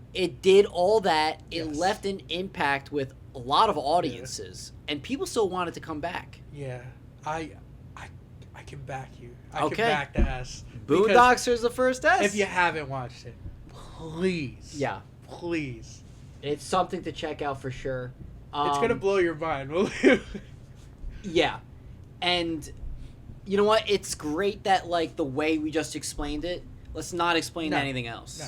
You know what I'm saying? Like, okay, so Boondocks as our first S1. Yes, I Smiling Friends. Never seen it. This is a newer Adult Swim show, and it's this service that these 2 weird characters have where they get calls, and it's basically trying to make people happy. Like, someone's depressed today, they get a call, like they're police. So they need to talk to BoJack Horseman. Yes, exactly. They need to do the ultimate crossover for it. Yeah. It's a hilarious show. Okay. Very random at times. Another one of those shows like Mr. Pickles, where it's only like 15 minutes long an episode. Okay. Very like simple, but like it's good that it's simple. It's funny simple. It's not too much to the point where you're just like, what the hell is happening? Right. Gotcha. And it has become very popular. I'm not there as far as loving the show. Okay. I like the show. With that said, I would put it at C. Yeah. Did that convincing? Yeah. Okay. Yeah. All right. So Smiling Friends there. For whatever reason, I don't know if it's because of the title. I feel like Smiling Friends and Happy Tree Friends have the same vibe, sort of deal. That's what it seems to be. All right. All right. This one I definitely know. And I have a hot take for this one, I think. Okay. I personally didn't like it. I hate this show. Yeah. Hate it.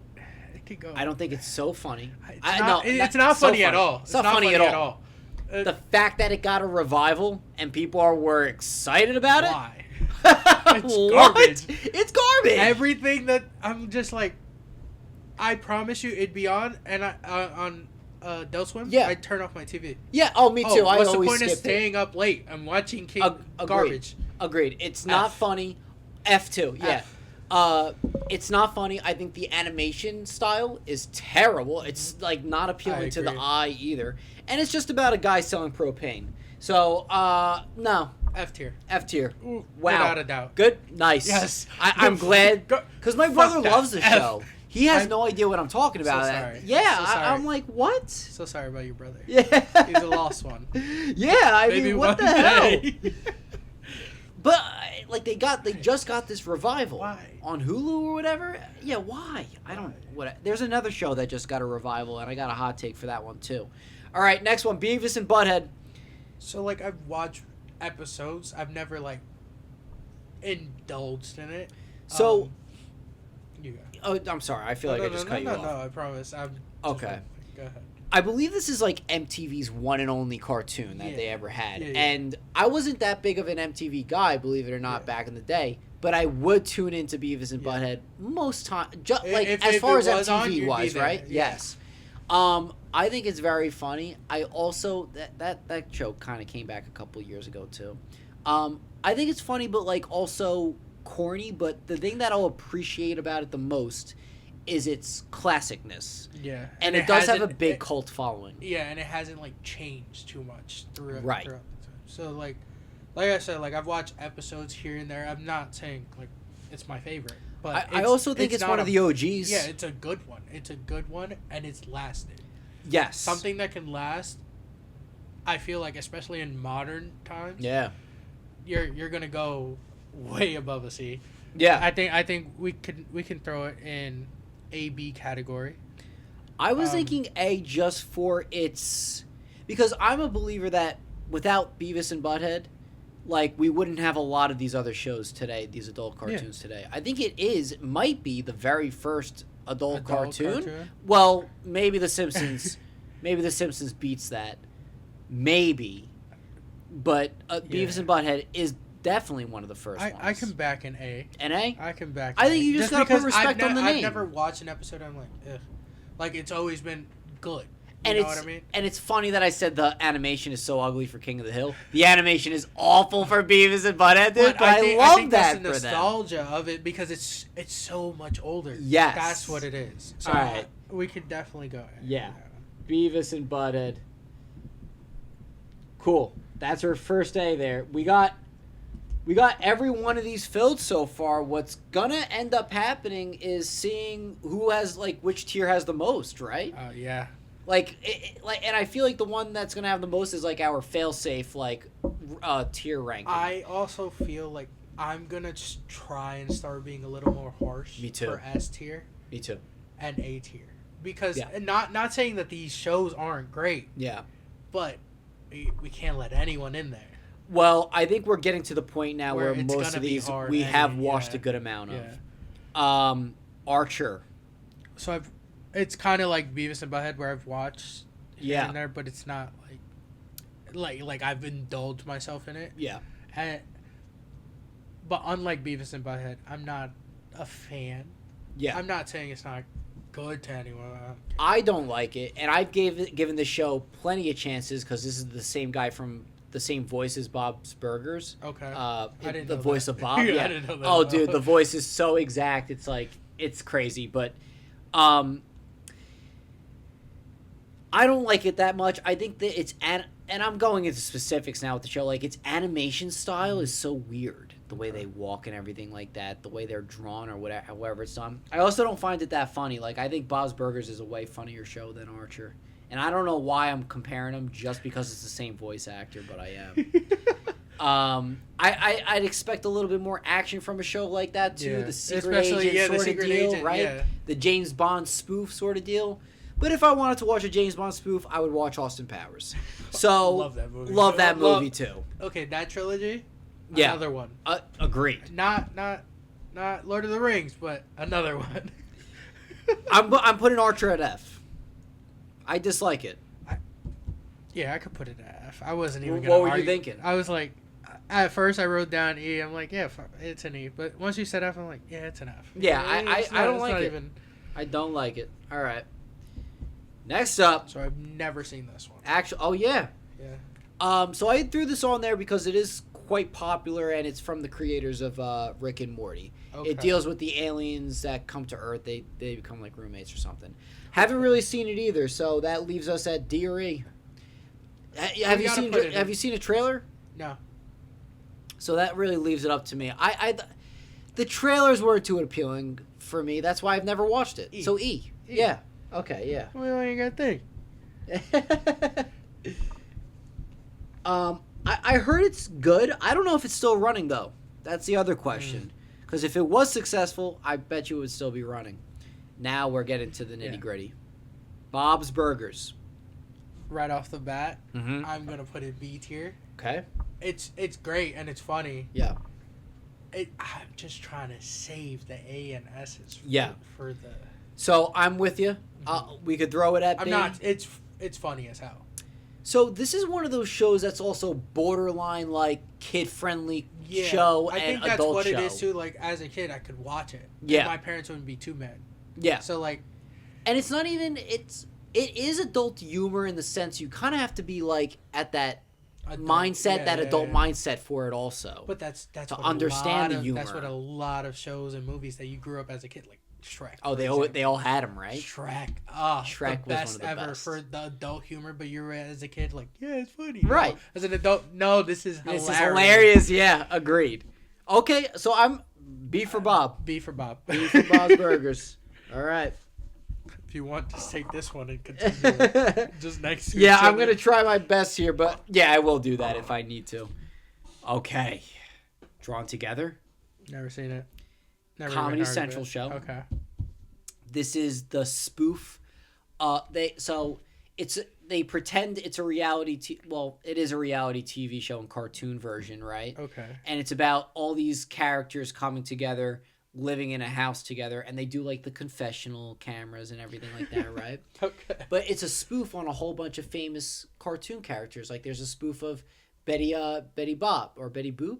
Which one? What's her name? Betty Boop. Betty Boop. Yeah. There's a spoof of her, and she's like a total hoe, like, you know what I mean? Okay. Then you have a spoof of Pikachu in there too, who's a crackhead, and then you have a Superman spoof. You have a Link spoof, and it just relates to them kind of in some type of way, and then it just amplifies it. They have similar characteristics to the actual characters, but their own spin to it. Okay. And because the characters are so relatable to me and are so familiar to me, I loved it. But it's a show I could throw in C. Okay, I'll back you. I put a star next to it because I will watch it. It's an old show. Anything that I'm like, ooh, I kind of want to watch it. I'm putting star next to. Nice, yeah. Honestly, I'm so happy you're doing that because we're gonna talk obviously later and be like, oh, did you check this out? I was like, actually, yeah, dude, it's fucking good. It was pretty good. Yeah, right, cool. It's an old show. It didn't last too long either, but it's one of my favorites. Robot Chicken. The nostalgia of this. Yeah. Trying to stay up. I'm so happy because I'm a gummy bear. The moment you saw that chicken pop up, you were like, oh, yes! Yeah. But, dude, I was scared of that fucking intro, bro. When I was younger, I was scared of that intro. Oh, I loved it. When I saw him, I was like, it's finally Adult Swim. Yeah, yes. I agree with that. Because it would always be the first one. Yeah. And I was like, let's go. Yeah. The music, but it was that exciting feeling. But I'm telling you, I'm not even kidding. I was petrified. The music of it, the bug-eyed of the scientist, He was just Cyborg. What are you talking about? No, the scientist is scary as hell. Yeah. The chicken I could deal with. The robot, the scientist fucked me up. But and this is created by Seth Green, who from Austin Powers, right? And it's such a good. Well, I would say it was a good show. I think they lost steam. Yeah. Like I don't watch it that often anymore. It's not something that kept going up. It was something that kind of like got there, plateaued, and then slowly dipped. Slowly dipped, but not by much. I'll say, yeah. But it definitely dipped. I think with that said, though, there are so many like short skits of theirs. That are so classic and ingrained, right? Yeah, ingrained in the head. Like there's the one where the Mario Brothers and Grand Theft Auto crossover. He eats the mushroom, starts tripping, like he thinks he's getting coins, he's running over people and stuff like that. I can't even remember what it was, but they were toys and they were in the sink, and then one starts dying, and then you're just like, what the fuck? I don't even remember it fully. Yeah, I'm not too sure which one which clip that was of it. I can't remember. I just remember it was. I was super young. Yeah. I didn't remember that much. Was it really short? Because some of them are like only like 5 seconds long. It was really short, and then it's just on to the next. Yep, on to the next thing. Okay, cool. Yeah. But, yeah. Where would you throw it? I would throw a B. I agree. Yeah. I'm gonna take this one now. Yeah. So. All right, B. Actually, I'll just S A B C D E F. Cool. All right, so that's B there. We got Robot Chicken. Yep. I could only imagine how many skits and little sets with those toys they actually made. Because, think about it, there's probably like, from the range of 10 or 20 of those small skits in one episode. Yeah. There's a lot of episodes. I'm pretty sure that's a show that's still running. It has to be crazy. Over like... That's... over 2,000-3,000, maybe more. I don't know. I would think little skits. Just little skits. Little skits with toys. It's actually a brilliant idea. All right, Aqua Teen Hunger Force. So, growing up, my parents didn't let me and my brother do jack shit. Yeah. So, we would go over to our aunt's house, and our older cousin had these, like, all the first I think he had the first 2 seasons on DVD. Hell yeah. And he'd put it on for us to keep us quiet. Mm-hmm. Like, okay. Yeah. And I'm just there like, oh. So this is the show where me and my brother Jesse first discovered Adult Swim. Hell yeah. And I'll tell you the exact story. I remember it to this day. Still living in Brooklyn, actually, at this time. And we were up so late because we were so excited to go to Florida the next morning. We were getting on a plane to go to Florida. So me and Jesse are up late. We didn't know Adult Swim was a thing, right? We was like, yeah, let's watch Cartoon Network. And then Aqua Teen Hunger Force comes on. And you're like, oh, maybe, it's a cartoon. Yeah. And maybe we weren't even understanding most of the jokes in the show, but we just found it so funny because it was so inappropriate. Yeah. We're like, this is amazing, like this is one of the best shows ever. Just because of that memory, plus the show is actually really, like, I love the neighbor Carl and Fry and Shake, and obviously Meatball, or what, is it Meatball? Is it, or is it just, I think it's just meat, or I don't know. Anyway, it's so good. Yeah. And they had a couple movies.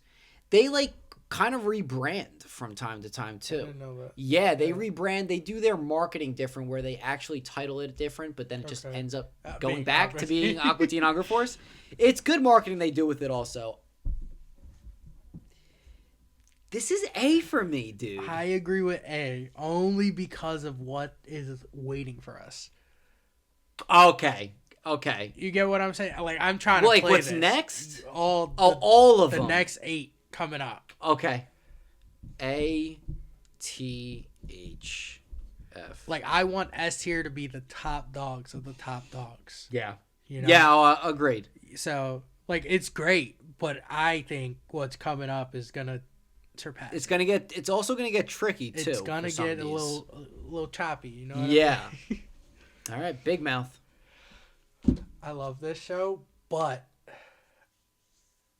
some things just don't hit. Agreed. especially in their later seasons. I thought seasons 1 and 2 were phenomenal. And then season 3 started to reach a little too far to me. Yeah. Also, like, another thing we gotta put in perspective. Yeah, it's funny, but like, they're using kids. Exactly. And that's my thing. Like, they're using kids going through puberty. Right. And, my God, with the I can't even remember his name right now. Not the main character with the big ass head. The one with the mustache. His best. Oh yeah. Reminds me of one of my best friends. Oh really? Because especially in the beginning of the beginnings of the show, like him just fucking whacking it off. Like this man literally would we'd be on the Xbox. Yeah. I'm gonna go beat my man. I'll be back. And like okay, so like I'm just like, holy shit, this is amazing. That's great. I promise you, we'd be in the middle of a game. Guys, I'm gonna get off. Why? Yeah. You go beat my man. Oh my God. And then I promise you, 15 to 20 minutes later, I'm baptized. Like, what the fuck, bro? What? That's great though. That's actually hilarious. Yeah. So like, I think that's something that sticks in my head. I'm like, oh my gosh, you're my boy. But this is a show me and my college friends were cracking up with. This is around when it came out when I was still in college. I started watching it with my ex, and I'll give her this much. She could do an amazing Lola voice. Oh, dude. Like, top notch. Yeah. Like, hit on point, and I'm like, shut the fuck up. Right. Like, it's one of too the most good, obnoxious, but like, it's voices good. ever. So you're just like, I'm so proud in that moment, but shut the fuck It's like up. props. Yeah, but now the speed. Yeah. I would go. I'm curious of where you want to put this. I'd go B. Like, it's good, but like you said, like other things that like at the end of the day, they're children. And I definitely don't want to put it at C. I would go B2. Yeah. Only because the first 2 seasons are that good. That's another. And that's all I kind of like. Just want to know it by. I kind of gave up on season 3. And me too, dude. I did also. Like, no. So yeah. If we would go based off the first 2 seasons, I'd put it A. I agree. And if it kept that comedic standard, if they didn't go too far with certain concepts, right? I push it slightly up to S. But because of everything, it's B. Yeah. It dropped down a little bit because of its other seasons. All right, so Big Mouth is B. South Park. I think it's S tier. Yeah. I think it's S tier. I was going to say, name me another show that can still... Well, okay, there's a couple here. But that can throw cancelable, like things that can cancel you. Right. In there. In every aspect. Like, they don't give a fuck. No, they don't get... And that's why they don't get canceled. They love it. They strive off of the outrage. And I think that is another reason why you can't not put in S tier. Yeah, agreed. They just don't give a fuck. They got the balls. Exactly. And like in every aspect, like they don't care. No. And that's S tier. Especially with this list. Did you I'll 100% agree with you. I didn't watch any of its new season yet, but I heard it's bonkers, like crazy off the wall, like controversial, which I'm all for it. I'm all for it because that's what South Park should be. I will say South Park dipped a little bit when Mr. Garrison was being Trump, basically. Yeah. And the whole, like, I think they did it for a couple of these seasons where it followed one continuous story. Started with the Memberberry season, actually. They stuck with one continuous story for the whole season. South Park didn't used to be like that. No, it was a random episode per week. I think they kind of went back to that. Okay. I think they're returning back to forming that. But I think South Park right now is back in a big way. People are talking about it, are liking it a lot and whatnot. And, dude, there's just too many classic episodes from back in the day. Those episodes carried. Still to this day, the Imagination Land is a fantastic episode. The dude. Also, just the Canadians. The Canadians, fantastic. Were those the Happy Tree Friends too? Were they called that in South Park? I don't know. You know what I'm talking about though? The Christmas critters. No, well. I don't know if I think they had a name, but you know what episode. Yeah. They actually appear in a couple episodes. But also, why am I blanking on his name when his brother's Canadian or his... Stan... Wait, is it Stan's brother? Stan or Kyle? No, it's Kyle's brother. I'm pretty sure. Oh, I love it because they're dickheads. Yeah, they're dickheads. But yeah, S tier without a doubt. I think we have two. We only have two right now in the S tier, and I think we've done very well in reserving that spot. I agree. I've always wanted to reserve it from the get. Yeah. So, yeah. All right, Rick and Morty. I'm curious because we've never talked about this show together. No. I'm curious to know your thoughts on it. I liked some of it sometimes, and then some of it I'm just like, you're too trippy. You're too much. Yeah. But like, I love Pickle Rick. Yep. Morty's just a crybaby back bitch all the time. Yeah, but you know what? But it least works he's funny. Yes, but it works perfectly because then it's just like, because Rick's the asshole. It's exactly. like, Morty, get the fuck up. I love it and I see it as funny, but like sometimes it's just like, what the fuck. So but I think it also played into the video game. Why am I blanking on the? Where they use the voice actor. Yeah, it's actually from him. It's from Roiland, I think. Who's actually canceled right now, but it's from him. Yeah, what was that game called? It's where the gun talks, right? Yes, and he talks shit to you. He talks shit to you. Like, if you pause the game, he's talking shit while you're pausing the game. Like, he's like, unpause the fucking game. What, are you taking a shit? And stuff like I'm that? Like, who the fuck are you talking to? Yeah, that's going to bother me. I forgot the name of that game. Yeah. But it's one of those ones that got good reviews. I think they're making another one, actually. It was fun. Yeah. But I don't know. I like this show. I just also, I think I'm putting so much weight on all not the parts I don't like because I want to reserve S tier still. I'm not putting it on S tier by any means. No, I don't even think I'm throwing it on A. Okay. See, actually, I don't know. Because looking at the B list, I think Rick and Morty needs to be A. Yeah. And also, like in my head, the only thing running through my head right now is Pickle Rick riding the rat. Yeah. Oh, dude. Dude, the fight scene of that was awesome too. When he was Pickle Rick, that was amazing. So Rick and Morty for me is kind of like Big Mouth, whereas the seasons went on, it got way more complicated. Yeah. Well, in Rick and Morty's own way, it got too complicated. So in that aspect, I'm okay with a B. But then again, like its first 3 or 4 seasons are phenomenal. Yeah. Interdimensional Cable has not made me laugh as hard as I've ever did in very long times. I still laugh at clips of that. I don't know, dude. I don't think it drops to a B. I think it stays at A. I can back the A. Okay. I was just like, if you were gonna throw it in B, I was like, all right, I'll take the B. I can't. This is a show that, and I'm like, I feel like I was one of the first people to ever watch the show, right? Like before it was cool. Let's say I watched the whole first season. There's that other aspect of it that now that everybody knows about it and that it's mainstream. Yeah, it's not cool anymore. Yeah. That's how I feel. I did like it when it was less popular because, like, I was also like, I was one of the people like, yeah, we're keeping this a secret. Yeah, amazing. Or I would only introduce it to like my good friends. That's it, and we would laugh together watching them. Like that show actually does hold a lot of good memories back in the college days for me too. So yeah, it deserves it. Oh boy, the Cleveland Show. Okay, now I have something to say. Okay. This show mm-hmm. sucks. It's terrible. It's horrible. The only thing that made it even close to relevant was because it was a spin-off of Family Guy. Exactly. And like Cleveland's Laugh, but you're trying to recreate the clam. You're right. trying to recreate everything Family Guy. Like, why they try... Yeah, like the talking bear, was it? Like, why? To replace Brian in a sense? No. No. No.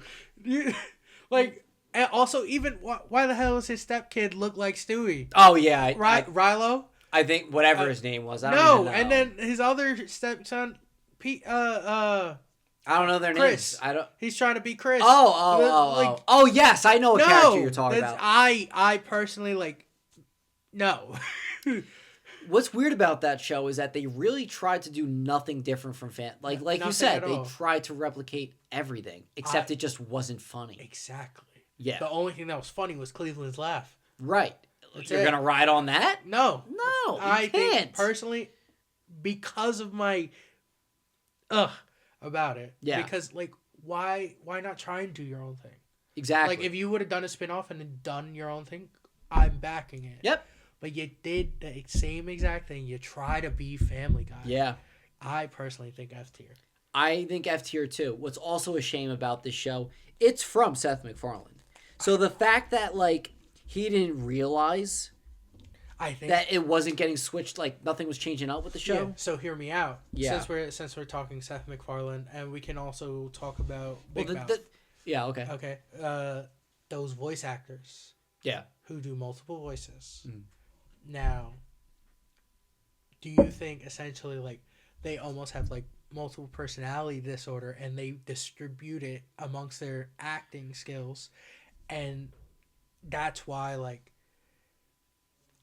those shows replicated each other so perfectly because he doesn't even realize he's doing it. Yes, in a sense, I agree with you. So more on the Big Mouth side, Nick Kroll, he voices a lot of those motherfuckers. Yeah. And I think those are all characters that he's always done since he was a kid, right? Like I think that's what it is. That's even scary. I would, but I'm not even talking about like his multiple personalities. I think those are just character voices he always used to do, and he's finally like putting that to use. I think Seth MacFarlane, on the other hand, those are personalities. Yeah. Those are like the goofiness, giggliness of Peter. Yeah. The seriousness, like articulate of like Brian, Stewie. Now, do you think that those are personalities because they've been going for so long and they've developed into their own personalities? So like you get what I'm saying? Like Big Mouth is newer. Oh, wait a minute. No, wait. All right, explain.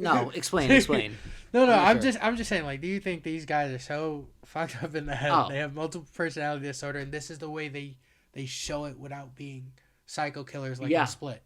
I could see it. I could believe it. I just feel like the way they can flip so quick, like even in interviews, like human being to human being. Yeah. And like instantaneously, like. I think it's a nice. It's just a hot take. It was just a hot take. Listen, I like it. I like it though. That's what's the word? A sociopath theory. Like you know what I mean? Like sort of deal. So that like it's very interesting. I don't know. I think it was because I was watching Split the other night and we were talking about. Love that movie too. Oh. Phenomenal.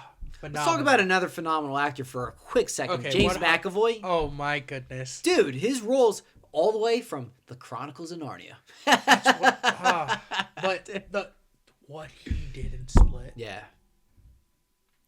Oh my god. Dude, it was amazing. When he pulls out Patricia. Yeah, dude. And you're just like, weird. What the fuck is happening? Weird.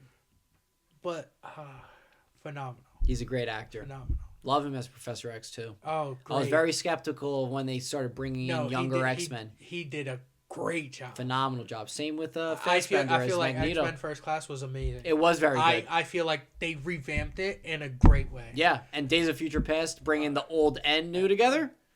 Beautiful. That movie is one of my favorite X-Men movies of all time. Good to know. Anyway. Because that shit was amazing. It was, yeah. All right, speaking of Seth MacFarlane, these next two are here with American Dad. I will tell you that I was not a fan of American Dad when it first came out. Yeah, but... It grew on me heavy, dude. I love Roger. I love Roger, too. Oh, I love Roger. I also love Stan. Oh, yeah, 100%. But, like, you know how you pick that one character in the show? Yeah. And that's your guy? Roger's my guy. I'll agree with that, too. Yeah. I love when he's like, let me refer you to this therapist or whatever. It ends up being him the next second later. Fucking Roger. But I love this show. So where are you going to put it? It's not S. Okay.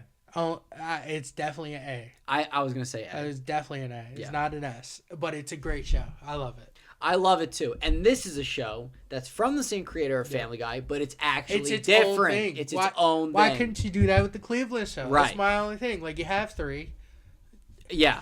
And I also feel like he might have been maybe too scared to pursue it too hard in the Cleveland show because he is a white man playing a black man. Oh, sure. But the voice actor who ends up taking over Cleveland. Yeah. Azers. So I followed him on YouTube. Okay. Before he took over this. Oh, get out. And okay. He would go on like GTA or Modern Warfare and just do his voice acting, and he was amazing. He probably went viral all the time for that, right? I was following him before TikTok was made. Oh wow! Okay. This is how he makes phenomenal music too. Really? Like really good voice actor. What do you know his like full name? Arif. I can't remember off the top of my head. But his YouTube channel, I watch his videos from like before TikTok was a thing. Wow. Like he was great. And then when he got the Cleveland gig, I was so happy for him. I know I'm a nobody, but I was like, hell yeah. Because his voice impressions, phenomenal. So he put in the work, you know? Yeah. Him doing Pennywise trying to scare kids on fucking Modern Warfare. But sure. Like, it was great. Yeah. Like, I would definitely like, I'm not a big YouTube, like, I'm gonna watch you game, like, but him, I would sit there and watch his videos. Oh, as far as like streamers and stuff like 100%. That, I'm not big with watching streamers at all either. But like him, I would sit there and watch all his shit all the time, and like his music is really good. His vocals, phenomenal. He's a singer, rapper. So a singer. Okay. Yeah. Okay. Well, both, a little both. Yeah, a little both, but more singing. Yeah. Kind of like definitely like R&B ish. Yes. Okay. But like phenomenal vocals. Very interesting. Yeah. Okay. So American Dad today. Yeah.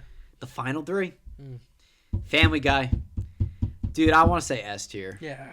There's just why would you say anything else? No, I agree. Why would you say anything I think this is another one of those shows that could be very controversial at times. But they don't give a fuck. They don't give a fuck. They don't give a fuck. I think South Park is more effective with it. Yes. But I also feel like even though South Park is more effective, I feel like Family Guy has a bigger audience. Yeah, 100%. So I feel like they touch broader spectrums. Agreed. Why do you think that is? I don't know. I don't know if it's. I have a theory. Okay. I think it's the animation style. I was gonna say I think it might be like the animation, but because it looks more Family Guy looks more Simpson-y. Yeah.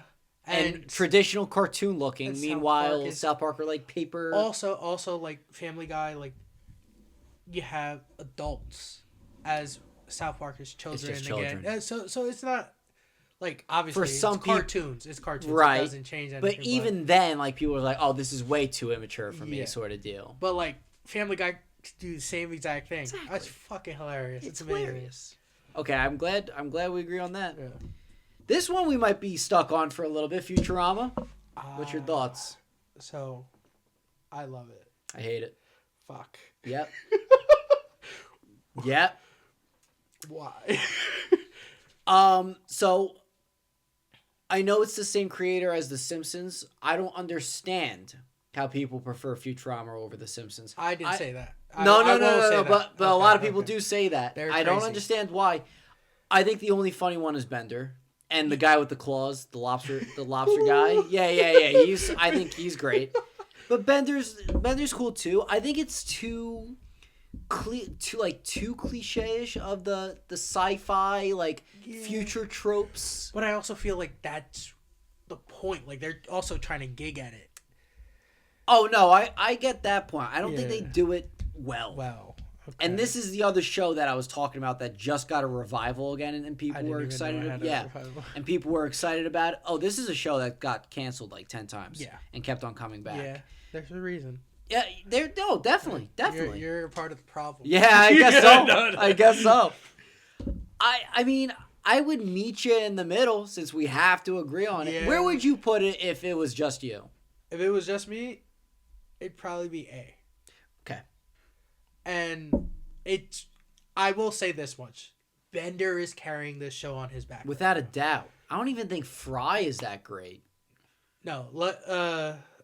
Leela and Bender, everything in that show. Okay. Without them. The Cyclops girl? Yes. Yeah, I don't even think she's that great either. No, I think it's more so because she'll kick Fry's ass. Oh, she is the badass. But like she'll kick his ass just because he's saying some dumb shit, and then just like, all right, what are we doing? Yeah. Like, I think that like her and Bender are the only reason that this show would even be that high. I think that feel makes like sense. If either of those characters weren't there, this show would be an E. It would be it'd be an E without even trying.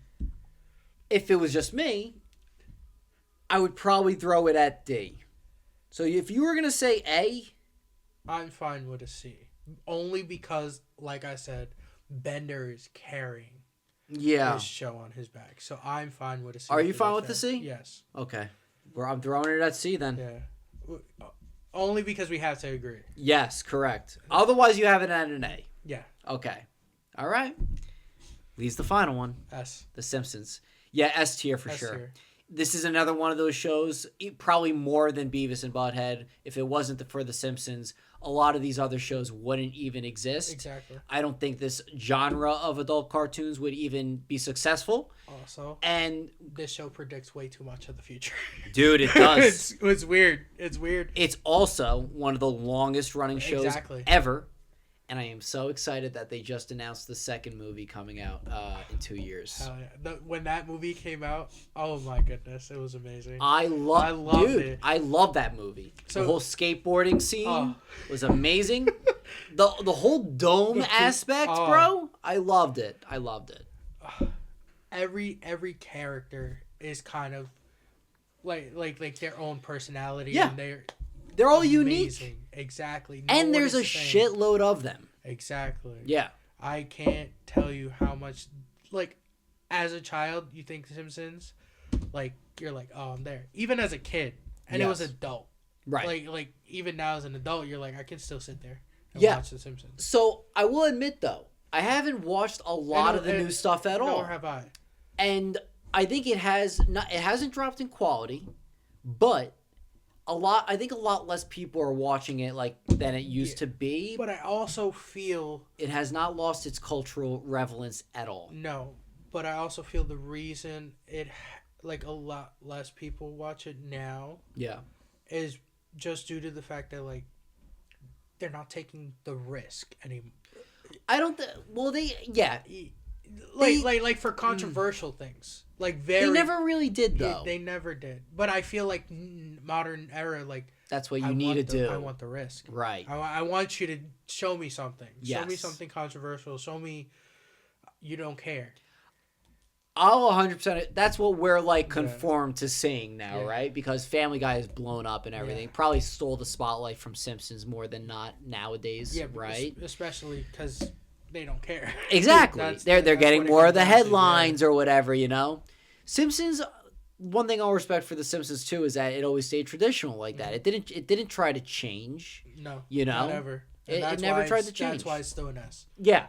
And all the characters are iconic. The whole family's iconic. Yeah. Like I said, I think it hasn't lost its cultural relevance at all, even if it dropped in viewership. No. I bought the video games when I was a kid. The Simpsons Road Rage. Oh, Road Rage is great. And Hit and Run is my all-time favorite. I went to the Simpsons park in Universal too. Yeah. Cool thing. The ride is awesome. Waiting online for there. It was shaded. I was in there. Dude. It was amazing. Yeah. And there was one other thing about have you ever played the mobile app game, The Simpsons Tapped Out? No. Oh, dude, I was obsessed. It's you save up coins to buy, Springfield explodes and you got to rebuild it. That's all it is. You place the Simpsons house and the Quickie Mart and all this stuff. So just everything? Yeah, and then you everything. Upgrade them or you just... No, you don't upgrade. Well, you just rebuild. Just rebuild Springfield. Then you get to customize Springfield however you like. I loved it. I'm making it identical. Yeah. That's what I wanted to do at first. I was a big Roller Coaster Tycoon 3 fan, so I loved creating my own park. Yeah. So that's kind of how I Yeah, that's how it worked perfectly. Yeah. Yeah. So you were like, let me create my own world and we'll figure it out. Exactly, and it's with characters I love. Okay. Yeah, it's a cool game. Cool game. All right, since we went through all of them, we are going to reveal the whole tier list. So we're going to start with F. We got the worst, The Cleveland Show, BoJack Horseman, King of the Hill, and Archer. Yep. For E, we got The Venture Bros and Solar Opposites, mainly because we haven't watched them. Same with D, with Metalocalypse and Squidbillies, two that we haven't really watched either. Deal with that, Kev. Yeah. For C, we got Futurama. F is for family, Smiling Friends, and Drawn Together. B, we got Robot Chicken, Big Mouth, Mr. This is probably the one that we have the most of here, is on B. Yeah. So Robot Chicken, Big Mouth, Mr. Pickles, Happy Tree Friends, Super Jail, and Bob's Burgers. A, what does that say? ATHF? What was that? Oh, Aqua Teen Hunger Force. I was like, wait. Yeah.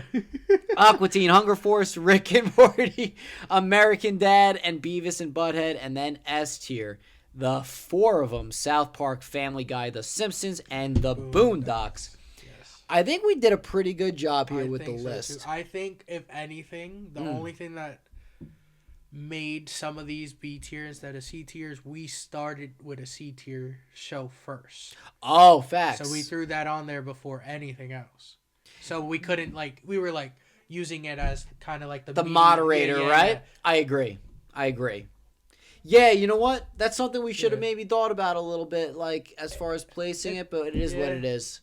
But I still think we did a good job, though. I don't think much would have changed if that was the case. But yeah, listen, guys, as I was just explaining that, I'll have it edited where it shows them the whole tier list. Yeah. Let us know what you guys think of that list. Do you agree? Don't agree? Let us know in the comments below. And we'll think about your opinions. Yes. Yes, right. Matt, thank you for coming on, buddy. I had a blast with you, dude. Yeah, same. And for you guys at home, if you enjoyed this episode, make sure to like, subscribe, and share. Follow us on all social media platforms at Loggin On. And until next time, peace out. I'm a freelance video editor. I work with a content creator on YouTube. He's trying to expand his audience a bit. He's got a little bit of a Twitch following, wants to get it bigger. So a friend of mine reached out to me and said, hey, you've worked with this other content creator in the past. Why don't you work with my friend? I know you're looking for work. Yes. So he reached out to me and he said, okay, take my streams and sort of turn them into shorts. And, yes. Vertical format, TikTok Reels, Facebook Reels, all that sort of stuff starting to take off. So it's a lot of fun. That's honestly where I get a lot of my creativity out. Most of what I do now, my specialty on set is the digital imaging technician. So I'm the guy who, when they call, that's a wrap for the day, I back up all the camera footage, back up all the sound cards, and then I just basically make sure, hey, does it exist in 2 or more places? Right. And then I deliver one of those to the editor, and the other one goes to one of the producers as a fail-safe in case that other drive has any sort of issues or the videos are corrupt, but it's my job to duplicate all that. Okay. And then make sure that it's all still working. And I've done that for 3 feature-length films now. Beautiful. 1 short film, and I'm just...